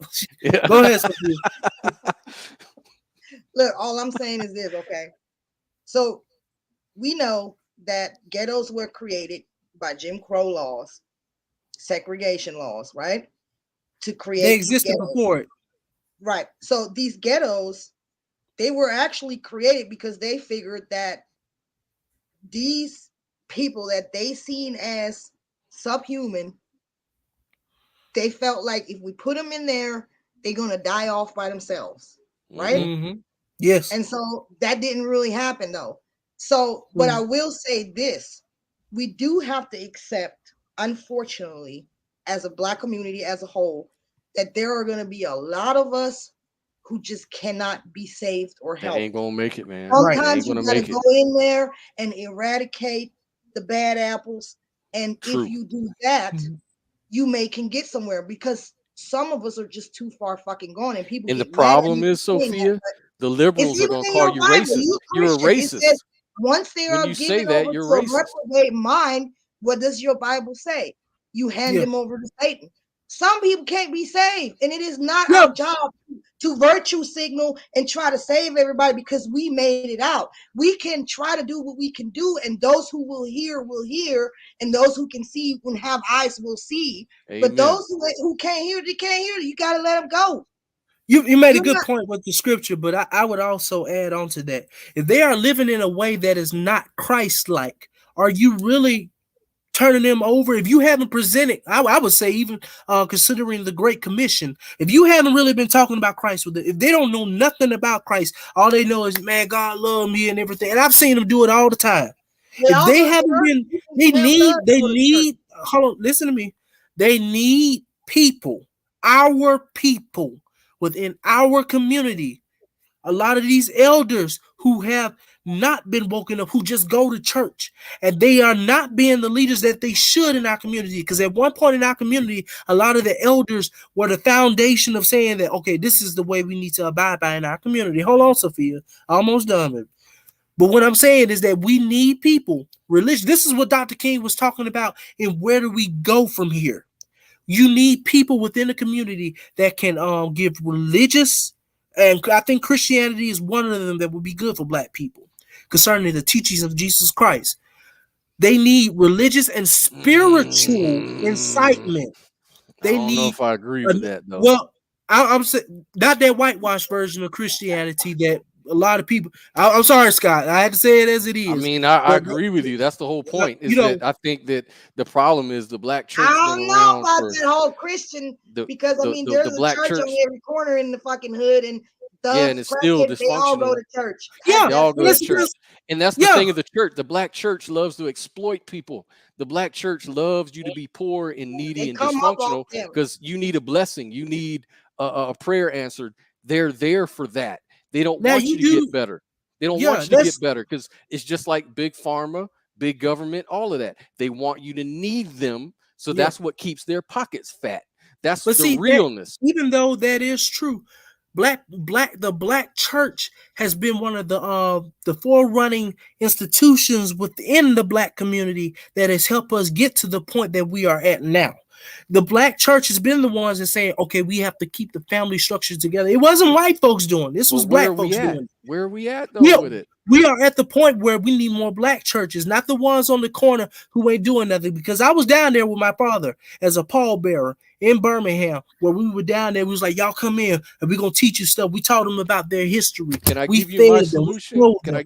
Can I just offer a suggestion, offer a solution? You don't have to listen to me. I know you're a Christian and all of that, Mhm. but I would say you can get the same values of family, of discipline, self-reliance, and morality. You can get that without Christianity. For me, Christianity simply means a way to be saved. You accept Jesus Christ as your Lord and Savior, Mhm. who died on the cross for your sins, so that when Mhm. he died, you believe in that, it helps you in the afterlife. That's all that's really about, as far as I understand Yeah, it. but it also Now, goes into the loving your brother. morals, If you can't I love your understand brother, that too. But there's Muslims that have a tight brotherhood. There's Hindus that have tight brotherhoods and sisterhoods, in fact. There's atheists, pantheists. I'm a naturalistic pantheist myself. I'm spiritual minded, kind of like a mystical sort of person, like Sophia.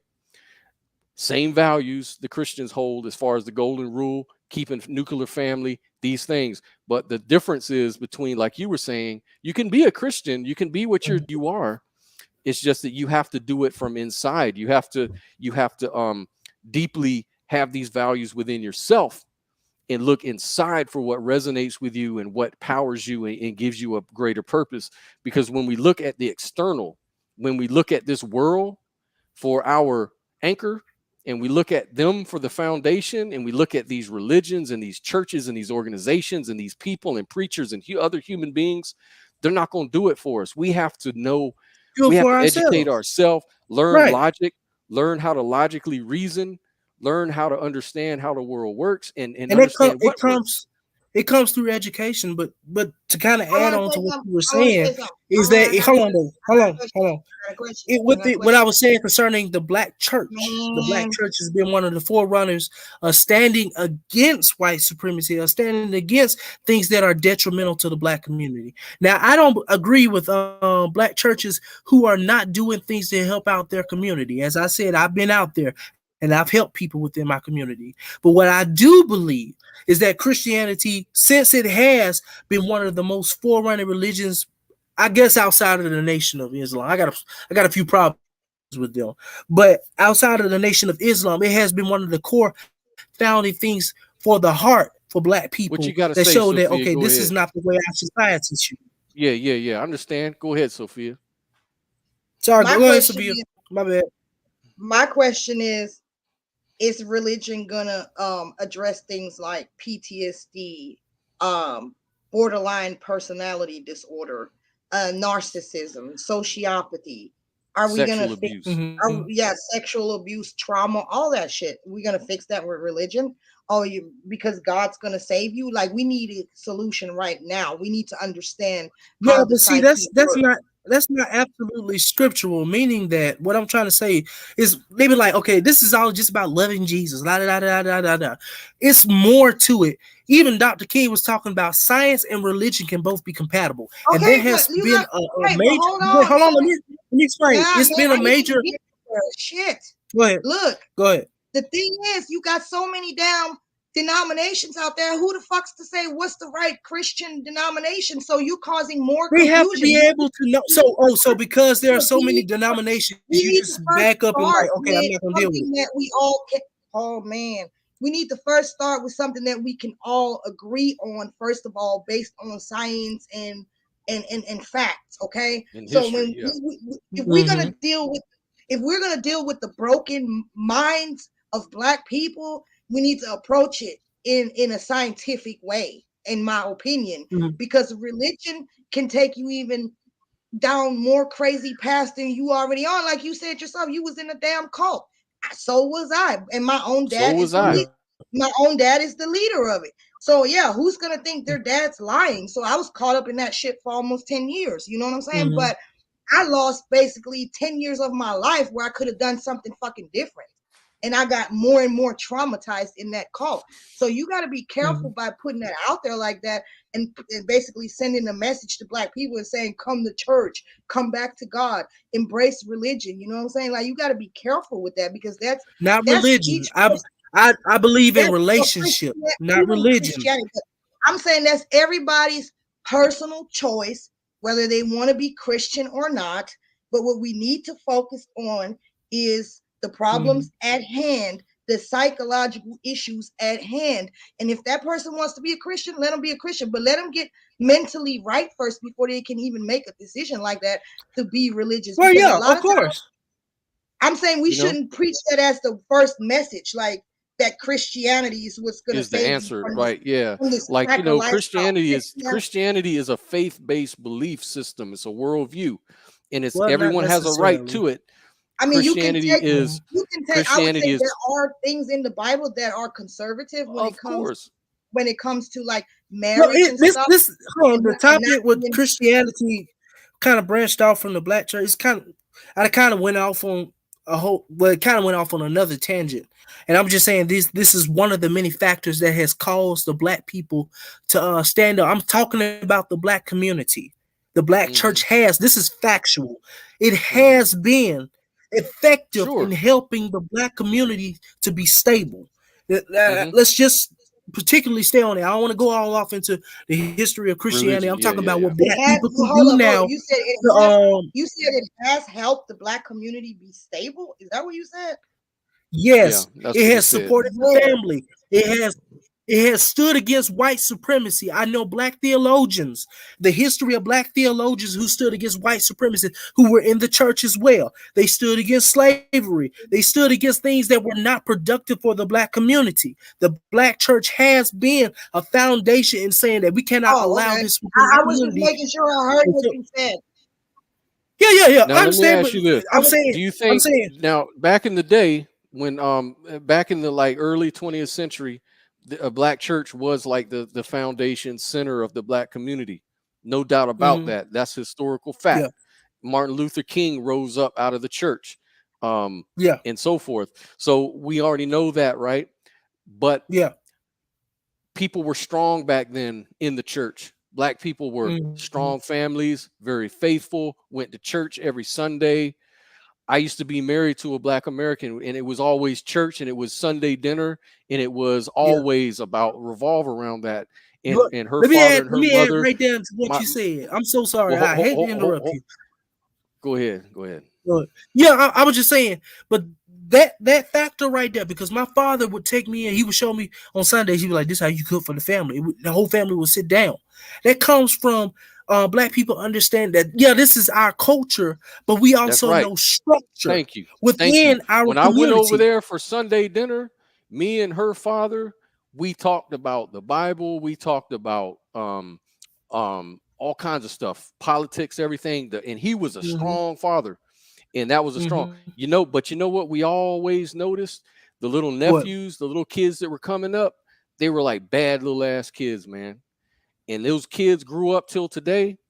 We talk about this even till today. Those little kids we call bad, they grew up to be little thugs. A lot of them grew up to be little criminals, man.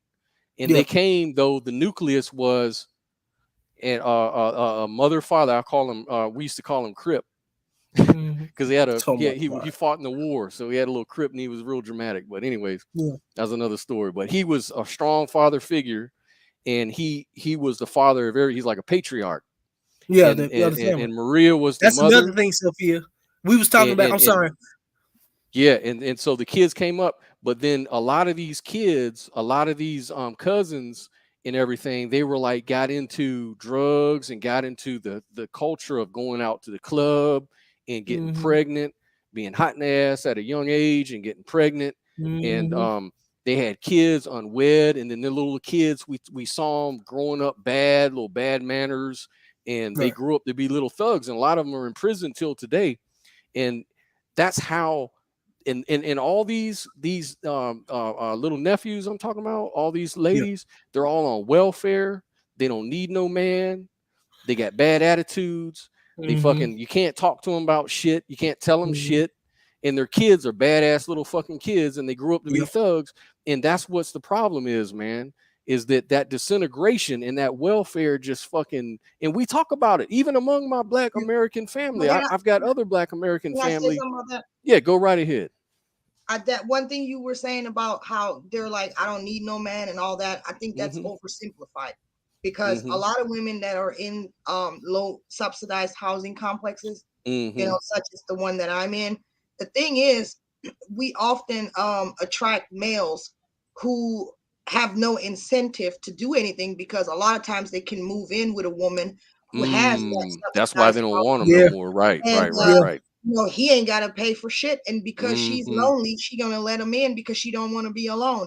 And meanwhile, so, he's driving her car and playing video games all day and shit. Yeah, he's eating the kids the cereal that she buys for her food. Ain't got no consciousness. Yeah, no consciousness. They have no consciousness. I agree, Sophia. And I agree. They have no incentive on bettering themselves at all. So it's kind of hard. Like, look, I've encountered men like that. You know, I've been there and done that when I was younger, and I learned better from that. But at the same time, as a woman, it's hard to do everything on your own. You know what I'm saying? And it's not that we don't want a man, but we attract all the wrong ones just alone based on the situation that we're in. You know what I mean? So we're just fucked all the way around, to be honest. That's very true. That's very true. The only way we're gonna attract a different kind of man, we literally have to on our own somehow elevate ourselves out of this. You know what I'm saying? Like, that's the reality of it, because as long as you stay here, you're gonna keep attracting that man that's just trying to come in there and be a fucking freeloader. It's that simple. You know what I'm saying? So it's you have to be able to. I agree. You hit the nail on the head. As simple as saying that we're saying, "Oh, I don't need a man. I don't need a man." Yeah. Try finding a good man in the fucking hood. There you go. You don't need a bad man, is what they're trying to say. Is like, you don't need just any man. Look, I'm from the hood. My father was from the hood. You got other Black men from the hood. I'm not saying this was your case, but I'm saying you got people in the hood. Good ones do take care of their family. So that leaves in the hood. This is all in the hood. You got look, my daddy. My mama, she like, no, you can't stay home on Sunday. You got to go to church. No, you got to go to school. No, you got to eat this right. You got to eat that right. You cannot be hanging out of my house at this time, or I'm going to beat the black off of you. You know, you have all of this in the hood. It's about structure. If we were focused, I honestly believe that if we would focus as a community, I believe that we can rise up out of this rut that we have been put in. We can do that as a people, but we have so many toxic people within our community. Like when I've heard some Black women say we don't need a man. I'm not talking about you, Sophia. I understand that there are certain situations where some of our Black women are in is because of a toxic man in our life. And I think that's honestly why we need education. We haven't been taught in school how to identify a narcissist, psychologically, how we're supposed to date and court with a purpose. Well, that's what I was saying earlier. You can't just bring in religion. You got to bring in psychological facts. Psychology, things can go either way with psychology. It's just the study of the mind. Well, anything can, yeah, of course. But like I would say that this goes back into education. That education needs to be funneled into the Black community, how to court, not date, because date deals with just having casual sex with somebody without no ties, but court, which means you look at the individual, see what qualities they have, and see if that results in a marriage, and see if they are compatible for you in the community. We need this within our community. Can I say something? Go ahead. I agree with you. Those things need to be taught, and I agree. But what I'm saying is that responsibility is not on federal government. That responsibility is it's on the community. It's on me as what I am. Wait. My children go to school and they may learn about manifest destiny and all this CRT shit all day long. But when they're at home with me, I keep it real with my kids, and I know what a narcissist is, and I know what this is, and I know what that is, and I'm going to teach it to my children. I have talks with my kids at least once or twice a week where they're all in my room. We're all sitting down. We're talking about what's on your mind, what's been going on. And, we have open discussion, and I tell my kids what's up. So as a parent, we can't just always be like, oh, well, the school should be doing this and the school should be doing that. They're not here to raise our kids, first of all. And let's just say, even if the education is not as good as it should be, we do still have to do our part, though, on our own to make sure our kids learn what they need to learn. That's all I'm saying. You know what I'm saying? Hey, let's jump in this video before we go down another rabbit trail. I know, right? This is going on and on. We can go. We can all do that. Like AJ got me smoking 25 cigarettes. I ain't never done that. Hey, look, I'm ready to smoke a week. I'm Burns. My last name Burns, y'all. Yep. Burns. Yeah, I'm coming to burn. Education has played a crucial role in the advancement of blacks over the generations, and in the lags of blacks behind others in the American economy. In order to understand both the lags and the advancement, it is necessary to understand the extremely low level from which the education of most Black Americans began, and the very long time before the great majority of blacks had the kind of education that would qualify them for many of the occupations in which education was essential. Racial discrimination barriers kept educated blacks out of some of these occupations, but until perhaps the middle of the 20th century, there were relatively few blacks to be kept out by such barriers.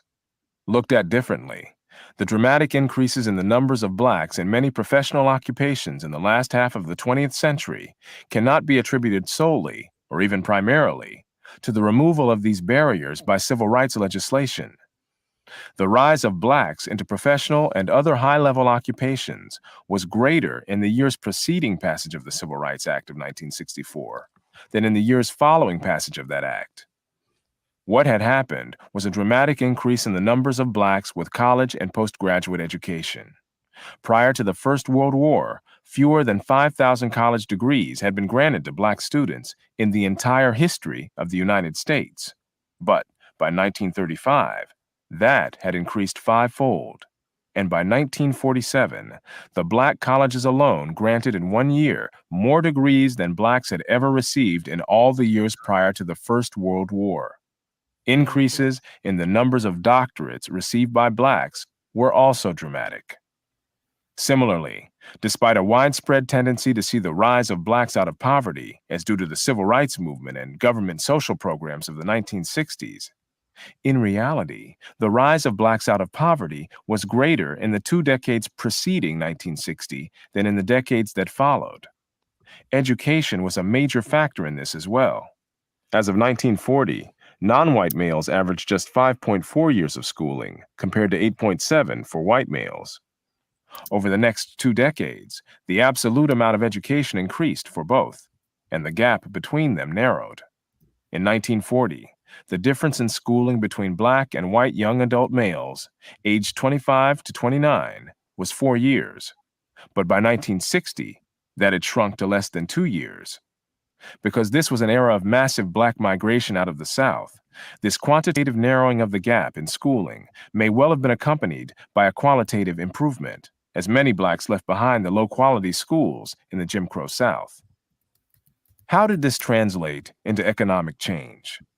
As of 1940, more than 4/5 of black families, 87% in fact, lived below the official poverty level. By 1960, this had fallen to 47%. In other words, the poverty rate among blacks had been nearly cut in half before either the Civil Rights Revolution or the Great Society social programs began in the 1960s. The continuation of this trend can hardly be automatically credited to these political developments, though such claims are often made, usually ignoring the pre-existing trends whose momentum could hardly have been expected to stop in the absence of such legislation. By 1970, the poverty rate among blacks had fallen to 30%, a welcome development, but by no means unprecedented. A decade after that, with the rise of affirmative action in the intervening years, the poverty rate among black families had fallen to 29%. Even if one attributes all of this 1% decline to government policy, it does not compare to the dramatic declines in poverty among blacks when the only major change was the rise in their education. Whatever the merits of various movements and programs on other grounds, the claim that they were the primary factor in the economic advancement of blacks cannot be squared with the facts. Yet a whole generation of black leaders, intellectuals, and activists have become committed to such movements and programs and their accompanying rhetoric.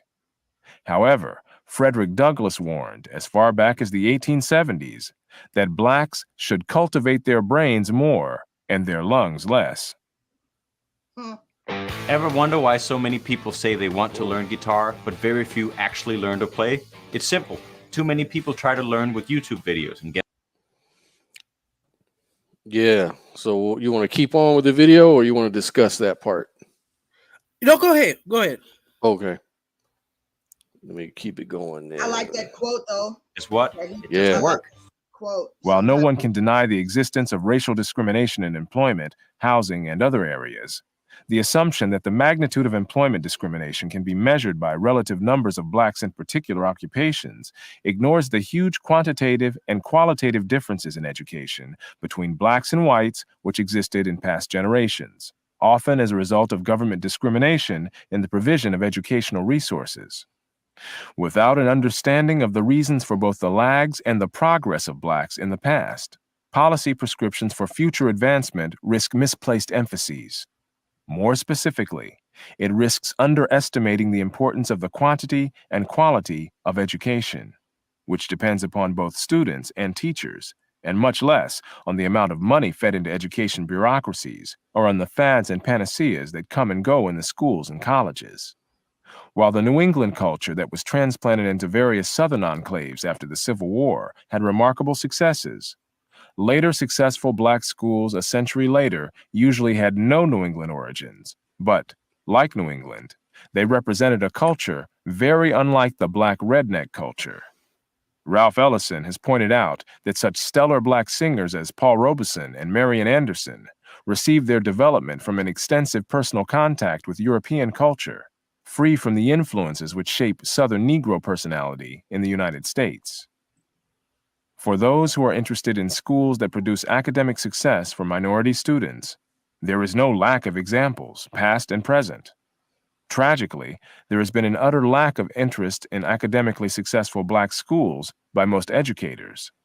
Among the few who have even bothered to take notice, too many have been as dogmatic as Kenneth B. Clark, who said that excellence at Dunbar represented the few, that Dunbar is the only example in our history of a separate black school that was able, somehow, to be equal, a result of unique circumstances that could scarcely have existed in any other part of the country. Every one of these unsubstantiated claims was demonstrably untrue. 1/3 of all the black high school students in Washington were not the few. There were and are other black schools that met or exceeded national norms, as examples discussed here have shown, and far from being confined to Washington, they have been found from New England to California. Why this ignoring or dismissal of examples of black educational success? Sometimes the reason is ideological. Some, like Professor Clark, have a vested interest in the doctrine that separate is inferior, which underpinned the historic Brown versus Board of Education Supreme Court decision, in which his research was cited. To say that mixing and matching racial groups is not a prerequisite for quality education would call into question the decades-long school busing struggle, which might then be seen in retrospect as a costly and divisive wild goose chase, and questions might be raised about the current mantra of diversity. Other reasons for ignoring or downplaying successful black schools include the fact that there is no political mileage or financial benefits to be gotten from focusing on such schools, despite how much of an educational goldmine their experience might be for black children. Put bluntly, failure attracts more money than success. Politically, failure becomes a reason to demand more money, smaller classes, and more trendy courses and programs, ranging from Black English to bilingualism and self-esteem. Politicians who want to look compassionate and concerned know that voting money for such projects accomplishes that purpose for them, and voting against such programs risks charges of mean-spiritedness, if not implications of racism. Ironically, many of the bitter-end defenders of the current public school system and its educational dogmas are also in favor of preferential admissions of minority students to colleges and universities. In other words, having denied minority children an opportunity to develop the kinds of intellectual skills that would make lower admission standards for them unnecessary, they then send minority students on to institutions where they are less likely to meet course standards designed for better prepared students, and where most minority students do not last long enough to graduate. During their time on campus, such students help present a photogenic picture of diversity on many campuses, but their roles are much like those of movie extras, who simply provide a background for others. Despite many pious expressions of goodwill and hope for improvements in the education of minority students, few are prepared to do what it takes, including taking on entrenched vested interests in the schools of education, the teachers' unions, and state, local, and national educational bureaucracies. Even fewer are prepared to challenge Black students to work harder and abandon the counterproductive notion that seeking educational excellence is acting white. Despite the heartening achievements of some Black schools, which have repeatedly demonstrated what is possible, even with children from low-income backgrounds, the general picture of the education of Black students is bleak. Much of what is said, and not said, about the education of Black students reflects the political context rather than the educational facts. Whites walk on eggshells for fear of being called racists, while many Blacks are preoccupied with protecting the image of Black students, rather than protecting their future by telling the blunt truth. It is understandable that some people are concerned about image, about what in private life might be expressed as, "What will the neighbors think?" But when your children are dying, you don't worry about what the neighbors think. That's powerful. That's deep, man. Go back. That's 30 deep as seconds, hell, if man. you don't mind. Can you go Yeah, back sure. 30 seconds at the I end of sure the video?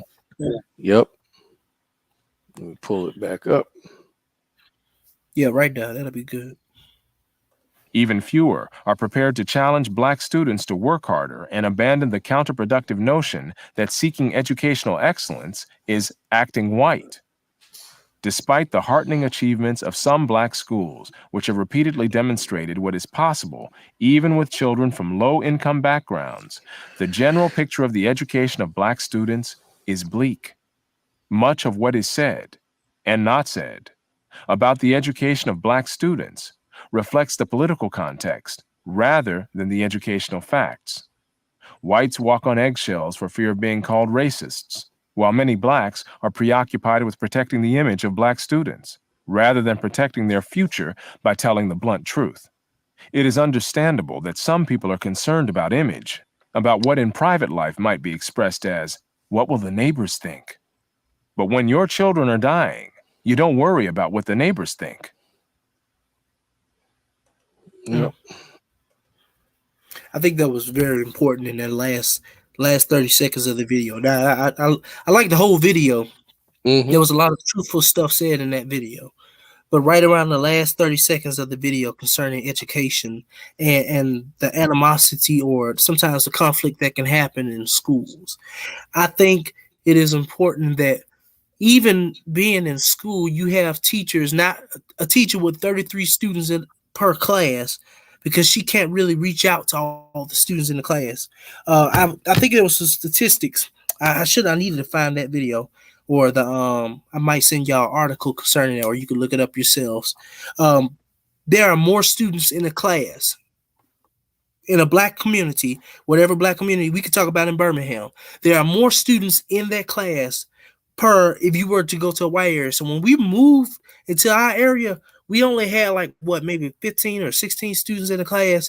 But in the Birmingham City School, where there were predominantly Black folks, there was over 23 students per class. And the teacher can't possibly teach all of these students, trying to help all the different, because that's one thing you have to consider as well. with students in the class, they have different learning ability. I think it's auditory, hands-on, um, hands-on abilities, and just being able to catch on literally to what you're being taught. There are different things that Black students need to be taught concerning okay, so if you need to learn how to do mathematics, learn your history, try to find a trade, or what career path do you want to go on. Even if they move into a white suburb area, I've seen Black folks where they feel like they're not getting the proper education that they need within the Black community, so they move their children out of that community and put them in a white area, and they're having to deal with what he was talking about in the last part of the video. And that's why I had you to go back, because I was trying to correlate, what was going Right, on. but right, but can I add to that? See, Yeah, that's also a matter of some people are just kind of behind. You know what I'm saying? Like in Germany, you had East Germany and West Germany, and when the wall came down and they came from the East back over to the West, they had to be reintegrated into the West, and because of their socialist or communist um, system over there and how they were treated, they had lack of education, they were extremely poor and all that kind of stuff. So then when they came over to West Germany, I remember going to class with these we call them Aussies, because they came from over there. They were completely different. They had a total different mindset, a totally different culture. They weren't even on the same level as the education that we were getting since we've been in school. You know what I'm saying? So it was also hard to integrate them into the curriculum because they just weren't on that level. So a lot of times those are just circumstances that happen. And I'm saying we need to discuss how we can, what can we do about that? You know what I'm saying? We can't just always just blame somebody for it, though. That's all I'm saying. Like, what can we do? What responsibility can we take in that ourselves, to bring our children up to the level where they need to be so they can compete with the rest of the world. You know what I'm saying? Because the brain is like, the brain is like, it's a muscle. And instead of reducing the standards, which is not going to cause you to really exercise that muscle, it's not. It's going to have the opposite effect. You're still not going to be able to compete with the rest if we lower your standards. We need to bring them up to speed. And sometimes that requires cramming. Like when you start going to college, you're going to learn how to cram. You're going to get books from here to up here, and they're going to tell you read all that shit. You know what I'm saying? And your brain going to feel like it's smoking. You can't even keep up with it. So you got to continue to exercise that muscle. You know what I'm saying? When my kids started. That's the issue with having, like in a lot of Black communities where they have the teacher to student ratio is too large within the Black community. And that's what I was talking about, where the teacher, she might want to try to help out the students, but then it puts her behind in her teacher's curriculum. So now what does she have to do? She's having to catch up, and she's having to cram all this information in to Black students about, different topics that they have to know about. And it's causing them to drop grade levels in their classes. So that's the problem with government school. Yeah, government school sucks.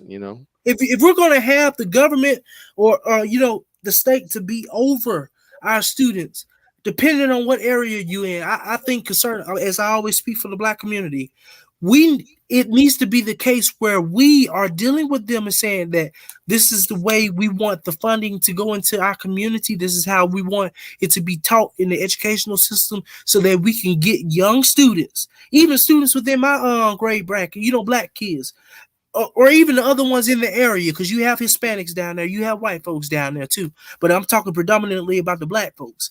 We need the money to be funded into the community. They need to be taught. I will agree that, but I think one thing that we can do is try to be more involved in what's dictated to our children in these schools. We should just leave that. You was talking about earlier about what can be taught in school. Now, there's been a major controversy over critical race theory. I think. Okay, can I say something real quick? What I'm trying to say is that we have to be more involved. Like, I take my best friend, for example. She's a 76-year-old woman who literally fought for kids in this town to be able to catch the school bus. because the black kids, they were not allowed to catch the school bus. Yeah, You know community. so Yeah, I literally have friends who experienced this and fought for this. You know what I'm saying? Yeah. She's like my mom. She's like my adopted mom. And Yeah. the thing is, we need to be going to these school boards and we need to demand what we need for our children. We can't just, sit back in the background. We need to get involved. So that's all I'm saying. As a community, we keep saying community, but where is the community? Are we actually doing that? You know what I'm saying? I would think some of them are not aware, but that it comes down to different individuals within the community awareing them that if you don't do this, this is going to be the byproduct of not being there to say that we need this within our community. So when you have parents or even people on the staff of their black folks who are saying, okay, come on to the meeting, be there at the meeting. We need you to help us be on our side so that we can petition to them about where the funding goes within our community concerning education. So we could put things in there so they can understand their history as a people and what we can do now concerning now, how we can combat some things and make it so that we can reduce being an economic depth as a black community. We need that within our community. I agree with you, what you said, Sophia, but I'm just adding on top of it. This is one of the common things we need within our community. Black kids, let me say, at least from when I was growing up, with the teacher and student ratio, you do get behind. A lot of them who were in the schools, when they get behind in their grades and the teacher can't have a relationship with them and also give them rigor in the teachings, they automatically drop out. And I think that that also adds to the statistics of thugs, black men or black boys ended up in prison when you can very well have a career. That's primarily one of the reasons within our community why black women, they are the most likely to be educated, while black men at a predominant level have a higher associate's degree according to Pew Research Center. But then it decreases as you go up to your bachelor's and then your graduates and then your master's, and they aren't landing the careers. We need education, the education within our community. This goes along with the black church, that the education, us understanding a sense of self, understanding what's going on in our society, understanding the different topics so they can see how they can contribute to our people. And we need people within our community making each other aware, making sure that we are aware. We got a question from the audience. AQB Gang asks, how can we expect black parents to continuously go to those meetings when majority of black parents work during after school hours? It's simply not feasible. I would just say that even white parents work during those hours too. And another thing too is you have to make a decision on what's more important. Right. And really weigh that out. Now, I'm not saying that your kids are more important. I'm not saying that your kids' school meeting is more important than your job. I'm not saying that. I'm just saying you have to ask that question. And I've noticed that with a lot of people. My dad, him being the breadwinner of the house, he had to go out and make a living. He couldn't come to the school meetings most of the time. Me too. I could only feel bad for some of the black kids who were growing up with me and who only had a single mom. Most of them had single moms, and the mom, she was like, I got to go to work, so I can't be there at the school meeting because then you won't have nothing to eat. You ain't gonna have no clothes on your back. You ain't gonna have a place to live.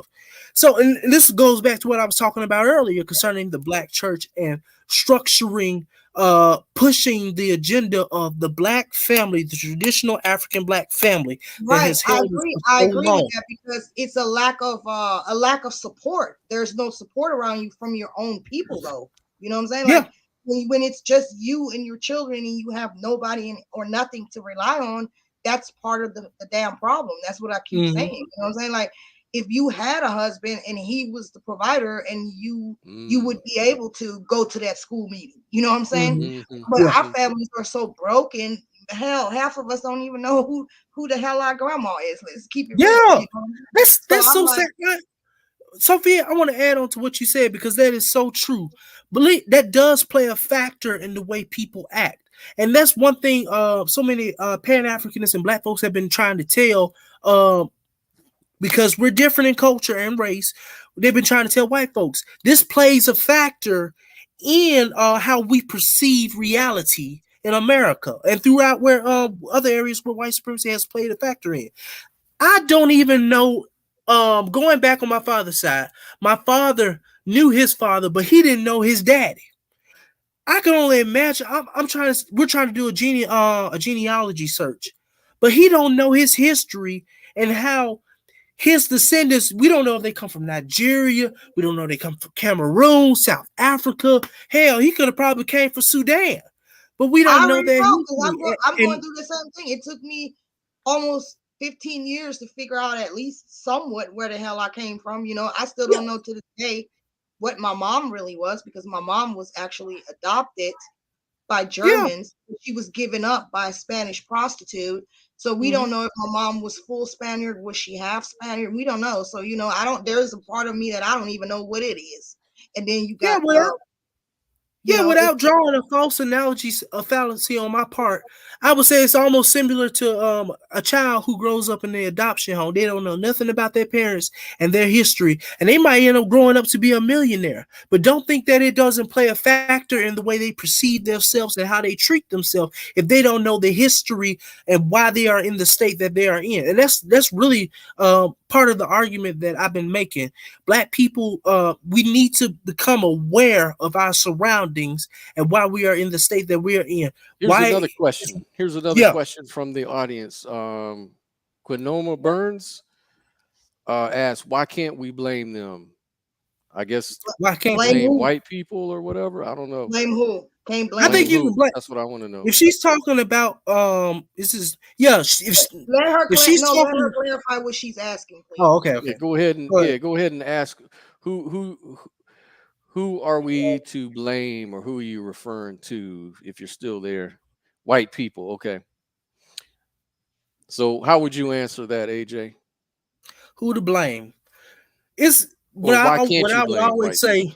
Why can't we? She said, you can blame white people. White people. But white people. Isn't that too broad of a statement? Like, is every white person responsible for what happened? But you can blame the system of it, endorsed by white people. And I'm not saying that. Am I saying that Scott is like, no? Oh yeah, Scott is just saying down. In the words of Dave Chappelle, down with the niggers, down with the niggers. I'm not saying Scott is doing that, but I'm saying that based on the history of America, Scott might benefit as a white individual in America, different from what I might benefit in America. She comes back towards Sophia. She says, Sophia. I can't even see the comments. Let me ask you this though: if you blame white people, what good is that going to do for you right now? Like, what are you expecting white people to fix it for you? I don't know. What are you trying to say? Like, no, that's. I think that's just a blanket. That's a blanket. That's a little bit. It's an uninformed blanket statement, Sophia. When you just hear black people saying, "Oh, well, let's just blame the white," and I've heard some black people do that as well. But I think most of the times they're talking about the system that has been put in place that has benefited white people for so long, and who won't identify with understanding what black people are having to deal with and the repercussions of the trauma that has been put on our community. So personally, here's the thing. Here's the thing, though. Just last year, I think it was last year or 2 years ago. I gotta go in the White House. I gotta go, y'all. Okay, we're gonna Sophia, you gonna leave? Yeah, I got to. Just a few years ago, wasn't it Nancy Pelosi that held a meeting where everybody was supposed to turn around and hug black people and wear African garb and say they're sorry? And then I think black people, white people were at a time, they went out on these public demonstrations and they were kissing black people's feet, and there were situations where even today, they're talking about kiss their feet and bow down and say you're sorry. And how can you apologize for something like slavery? How is that possible? And see, but that's the thing about it. I think what black people need to do is not to earn the sympathy from white people. I think what black people need to do is just tell them, look, this is the situation that is going on with us now. That way, both sides can understand what is going on. We don't want you to feel sorry for us. This is not a victimhood thing. We just want you to be able to identify the problem that the government has caused on our people. Okay, and can that I has say benefited your people. And I say, we can't drag this on. Well, y'all can, but I gotta go. But here's Okay. one solution. Oh, yeah, I gotta Yeah, go. let's go ahead and Here's cut it one off. solution. Stop Mhm. running to the polls and stop voting for Democrats for benefits and whatever else. Stop doing that first of all, and become And a if little I could more, add on to that, become a little more proactive. How about that? Well, if I could add on to that, I could say we need to hold them accountable. Don't focus on politicians. Focus on the policies that could benefit the community. Focus on internally fixing the black church and the black family so that we could be structured as a people, and then focus on combating the things that have been coming against us as far as housing discrimination, non-proper education in our systems, the after trauma of the breakup of the black community, mental trauma, the rap industry, which dealing with the trap industry, needs to be shut down. Dealing with economics concerning black people. All of these factors need to be dealt with outside of the community. We have to be able, if people say we're playing victim, you can't just keep playing, can't keep blaming the victim. You have to deal with the oppressor as well. You cannot. But I think blame. There's a difference between blame and responsibility. I mean, look, there's a deal, but you have to hold them accountable. Let's keep it real. A lot of us are, because we do have way more opportunities than we had before, and there are many black successful people. So are you going to call every black successful person a coon? So that pisses me off. That's where I it's not. That's not what a coon is. A coon is somebody who stands against their people. One of the people who would be considered a coon is not you. I was talking about Candace Owens. So in the year 2000, my people is people who act like they give a fuck about me too. How about that? Who's my people? Your skin color ain't got shit to do with you being my people or not. You could be. It's not just skin color. It's about your heritage. It's about your culture. It's about your ancestry. You can't just bring up, because if that's the case, if you're gonna make the same argument, Sophia, you can bring up about your being a human. Why do I have to? We're talking about ancestry and what us as a people have dealt with here in America. That's all I'm trying to say. Why do I have to embrace somebody's culture that I don't fucking agree with? You know what I'm saying? What? So you don't agree with our culture as black people in America? That's not your culture, though. That's not your culture. That's no. We're not talking about toxic culture, because we do have other components of our culture as a black people in America that we brought over from the continent.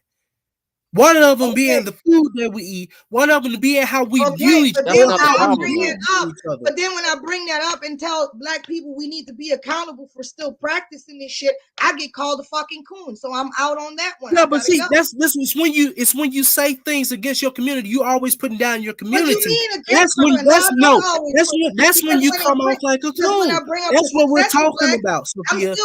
I'm talking about the ideas that some black people hold. Candace Owens, Brandon Tatum, I don't care about Thomas Sowell in some instances. See me reference them. You don't see me say that nigga name. I used to go after Brandon Tatum because he a fucking asshole. That motherfucker openly admitted that the only reason he even grifts like that, he's a grifter, because he was a police officer and he literally said on one of his shows, I get paid more for speaking about this. He doing it for the money. He literally, of course he is. And that's what I'm saying. That's what is considered a coon. I'm not saying hear me again, because I'm not saying that's what is considered a coon. Hold on, let's go one at a time. Hold on. Go ahead, Sophia. My thing is the intellectual dishonesty. As soon as motherfuckers hear the word conservative or hear me say something that's not in line with fucking liberal talking points, I automatically get accused of being a Candace Owens follower, of being a damn Brandon. I'm me. First of all, I'm me. All right. Stop categorizing me. I'm an independent motherfucking thinker, and I'm researching these things as I go along. No, I do not have a formal education, but I don't care. I got a lot of fucking experience. So when I'm talking about what I think, how I perceive things based on what I've researched. So I would appreciate people stop calling me a fucking coon or associating me with this damn conservative or that far right person. I'm sick of that, because we do that in our community too, in which I don't really see myself as that. I see myself as an American. I'm part of the American culture. So if I got to choose to be part of only the black culture, That's ridiculous to me. That makes it sound like a fucking cult. But you don't. But I am. And But I am dedicated to helping people who want to hear. But Black people ain't the only ones who are suffering in America. Black people are not the only ones who are fucking poor.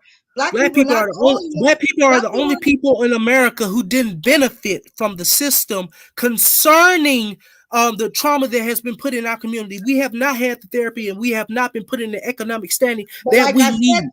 Like I said to you, there are other groups of white people who are worse off than Blacks right here in this country. And how did they get like that? Sophia, what are you gonna say the about economic rate for white people, the average white family in America is the dollar to the Black people 6 cents. Make it make sense. This is statistics now. This is what I'm talking about. And you have to be able to, I'm not discrediting what you're saying, but I'm trying to say we have things that have come against us as a community, and that's not playing victimhood. When I say concerning being a coon, I'm talking about Black people who won't address the things that have come against us as a people. But the only, if you can only put out the things that we need to do, if you can only blame, if you can only blame the victim and not, if you can only blame the victim and not call out the oppressor and everything that they have done, that is coon tendencies. But see, here's the thing. At least on this platform, we already acknowledge the victimhood that happened. All through this whole video, we've acknowledged the white supremacy, the systematic racism. I understand that. I totally what understand I'm saying, though, I'm even telling you where the hell all we're really saying, I'm telling you instead of who's focusing, and I'm still focusing on that. Let's focus on building ourselves up, building up as individuals. And I agree. As a Pan-African, I believe as a Pan-African. I've been telling you, first of all, I'm not a Pan-African, but I've been telling you who's doing this shit, why it's being done, what's happening. Like, we talked about this already. Like, we already addressed this. So it's like that question, why can't we blame the white people? Blame them for what exactly? That's what I'm trying to figure out. If you can't make it, hold up. When you can't make it to the school meeting because you're a single parent, how is that the current white man's fault?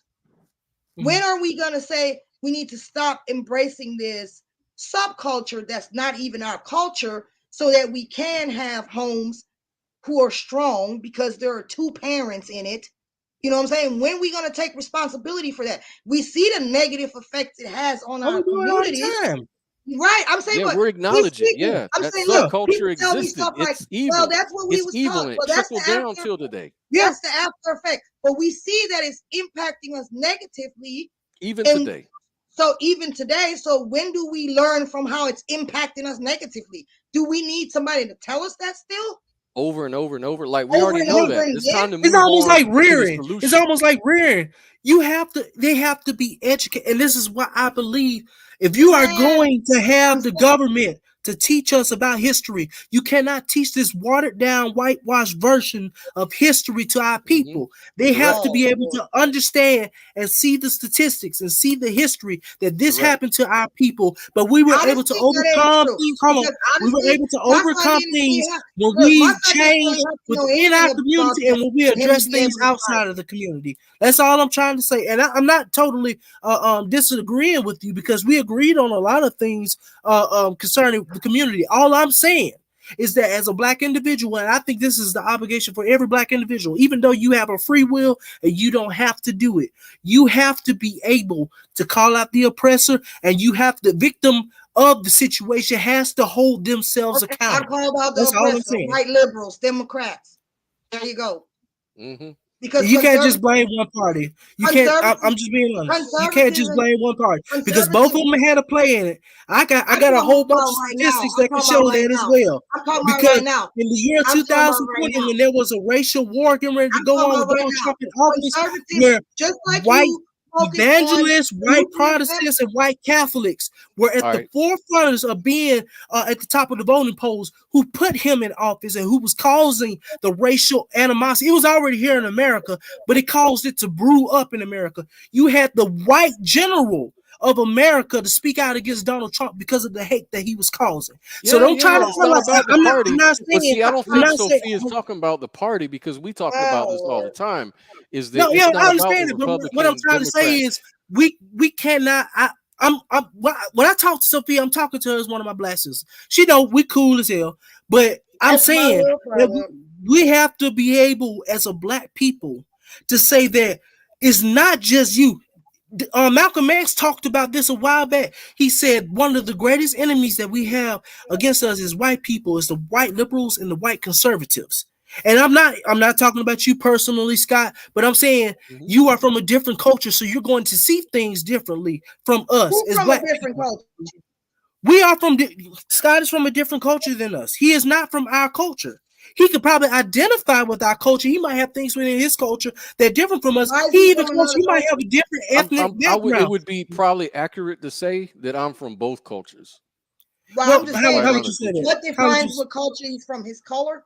Culture? No, it's not just color. As I've been saying throughout the whole video, it goes down to ethnicity and your history. We as a people, Here's what I would and I, say. Here's Sophia, what I would say would identify differ more. though. Here's what I would say. What you're trying to say would probably be more accurate. I can identify with your culture because I have, and it don't really matter about my family and all that. I'm not even want to bring that. I don't even like bringing that up because it don't really matter. What's different though is the world sees me as white. That's the difference. The world don't see me as black. They usually see me as white. Okay, that's the difference. Right. But as far as understanding, as far as resonating and all of that, I understand it 100%, probably way more than you even realize it, because I was raised with black people. Okay. But that's not even important. I don't even care about to go into that. That's all. It don't matter. It's awareness. But You've been aware. I'm aware, but the situation. at the same time, I'm so aware that I understand what you're saying. Yeah, because you I'm can so sympathize, aware. but you I can't really sympathize empathize. 100% because my skin is light enough to where people say, "Hey, this is a white guy, and we're gonna give him certain." I come with my own baggage that's different than yours. That's what I would say. Is that I'm gonna be? They're not gonna suspect me when I walk down the street. Like I went to the hood the other day to buy some weed or whatever. Right? I was walking down the street in a bad neighborhood. No, the police were right there. They didn't suspect me for shit, but they were keeping their eye on these two little black kids that were running down the street. Why? Yeah. Because my skin is white, and they didn't think for some reason I was up to any no good. But for some reason, these kids, they thought they was up to no good. Why? Because my skin is correlated. It's correlated to a subculture of violence, of mischief. Hey, I gotta go, y'all. I gotta tend to my kids. And Sophia, I enjoyed this with you. Me too, we're gonna have but to I rock really it gotta out. go. Like, I'm not leaving because I'm salty. I gotta tend to my children. I really gotta go. Like, for real. All right, Sophia, have a good night. Yeah. Good night, Thanks, Sophia. Scott. We're gonna talk later on. I love the show and everything, and we should do it again. You should come on again. But I actually got to run myself. Actually, I'm kind of running late. I'm out of here, y'all. Love y'all. All right, Scott. Now that we had this conversation, Scott, I see you different. We remember we had a few religious debates in the Fight on the Fences group. Of course, it's always like that in text and all that. Now that we've talked, and I agree. Sometimes it takes I believe in debating. I like to debate, and it puts you in the position where you can see how people rationalize. And so I kind of see you a little differently now. I didn't know how to perceive you at first. That's why I wanted to come on live with you a long time ago. That's why I was always pushing for it. I was always busy, we man. Were missing that, I had so many people, Scott, different atheists and a few other people who wanted me to come on for different debates and discussions and everything. And they would tell me, man, you're intelligent about what you're talking about, and I don't believe in gloating about the information I've gained. But I've always been like, I don't have to do all that, just to say that I'm right. I think some of them were coming from the perspective of saying that you come on here, so I'm gonna make an embarrassment of you. I don't believe in doing that. I post the information out there for everybody to read. But kind of digress from that point, I kind of see you differently. I think you're more level level Give you headed. thought. Well, thank you, man, Yeah, and you too. You know, I think we actually. The funny thing is, I think you are on the exact fucking same page as us. I mean, to be yeah, honest with you, when I look at it, you're really just saying the same thing in different words, yeah, and it wasn't what I was expecting. To be quite honest with you, what I was really hoping for is to get someone on who really challenges us against these things. But you yeah, on the, and I'm cool to have you. I'm glad you came on. Matter of fact, yeah. maybe you could help us moderate or do some shows with us, because it Almost seems like you're definitely. on the same conservative principles that we are. Really, Yeah, I mean, there's maybe a few little things we disagree on the history, but it ain't yeah, really important at the end of the day, because at the end of the day, we're still talking about black people, the community uplifting by coming from the yes. inside out instead I of agree. relying on other things. And Other so people, yeah, it's not a big deal. I think we're on the same page on that, and that's all that matters. And I mean, me and Sophia disagree on things. yeah, You and me disagree on. We all disagree on. Who cares? We're all hmm, for bettering the black community, aren't we? We're all yeah, for the same purpose. You know what I yeah, mean? yeah. So all of those Yeah, things really don't I hope matter. You know? Sophia know that. She I give does. her the She does. smoke. She's I passionate. yeah, because she said around the first time we had first met. I think a lot of people, they be like, he young, he don't really know what he talking about. I'd be like, Hmm. I stay up to 4 in the morning just doing research. That's Yeah. all I've done. I read a lot. I listen to different scholars in certain area. I like being able to know information. But Sophia, if you see this, you go back and look at this, Sophia, just know I meant no ill intent towards you. I was addressing you as one of my black sisters concerning the Hmm. black community, and we did see eye to eye on some things. Some other things we have to kind of route it and see what we're talking about. I But think it's just yeah, a way of. I think it's just a way of speaking. That's all it really is. Far because I'm one thing about me is I pay attention to yeah, what people are really saying yeah, and what their real points are, yeah, and what I've gathered just by listening to you guys go back and forth. You dudes are saying the same damn thing. yeah, You're just saying it in different ways yeah, that you're kind of, maybe Sophia's not understanding what you're really trying to say, and then yeah. you're probably not understanding what maybe she was trying to say. But I see that essentially you guys are saying the same thing, and for that, I mean, great. We could use you, man. Keep Most doing what you definitely. do. Thank Talk to you. the community. Build the young folks up, man, with Yeah. what your message is. I'm all for it. I know you're a Christian. You already know I'm not a Christian. Yeah. But guess what? I always tell people every time, and even during my debates, if you watch them, I always say, I'm not trying to change you from being a Christian. In fact, Hmm. if it empowers you and helps you be a positive person in the world, Yeah. I'm all for it. But Yeah. if you want to mutually, it's an agreed upon debate. It's like playing chess.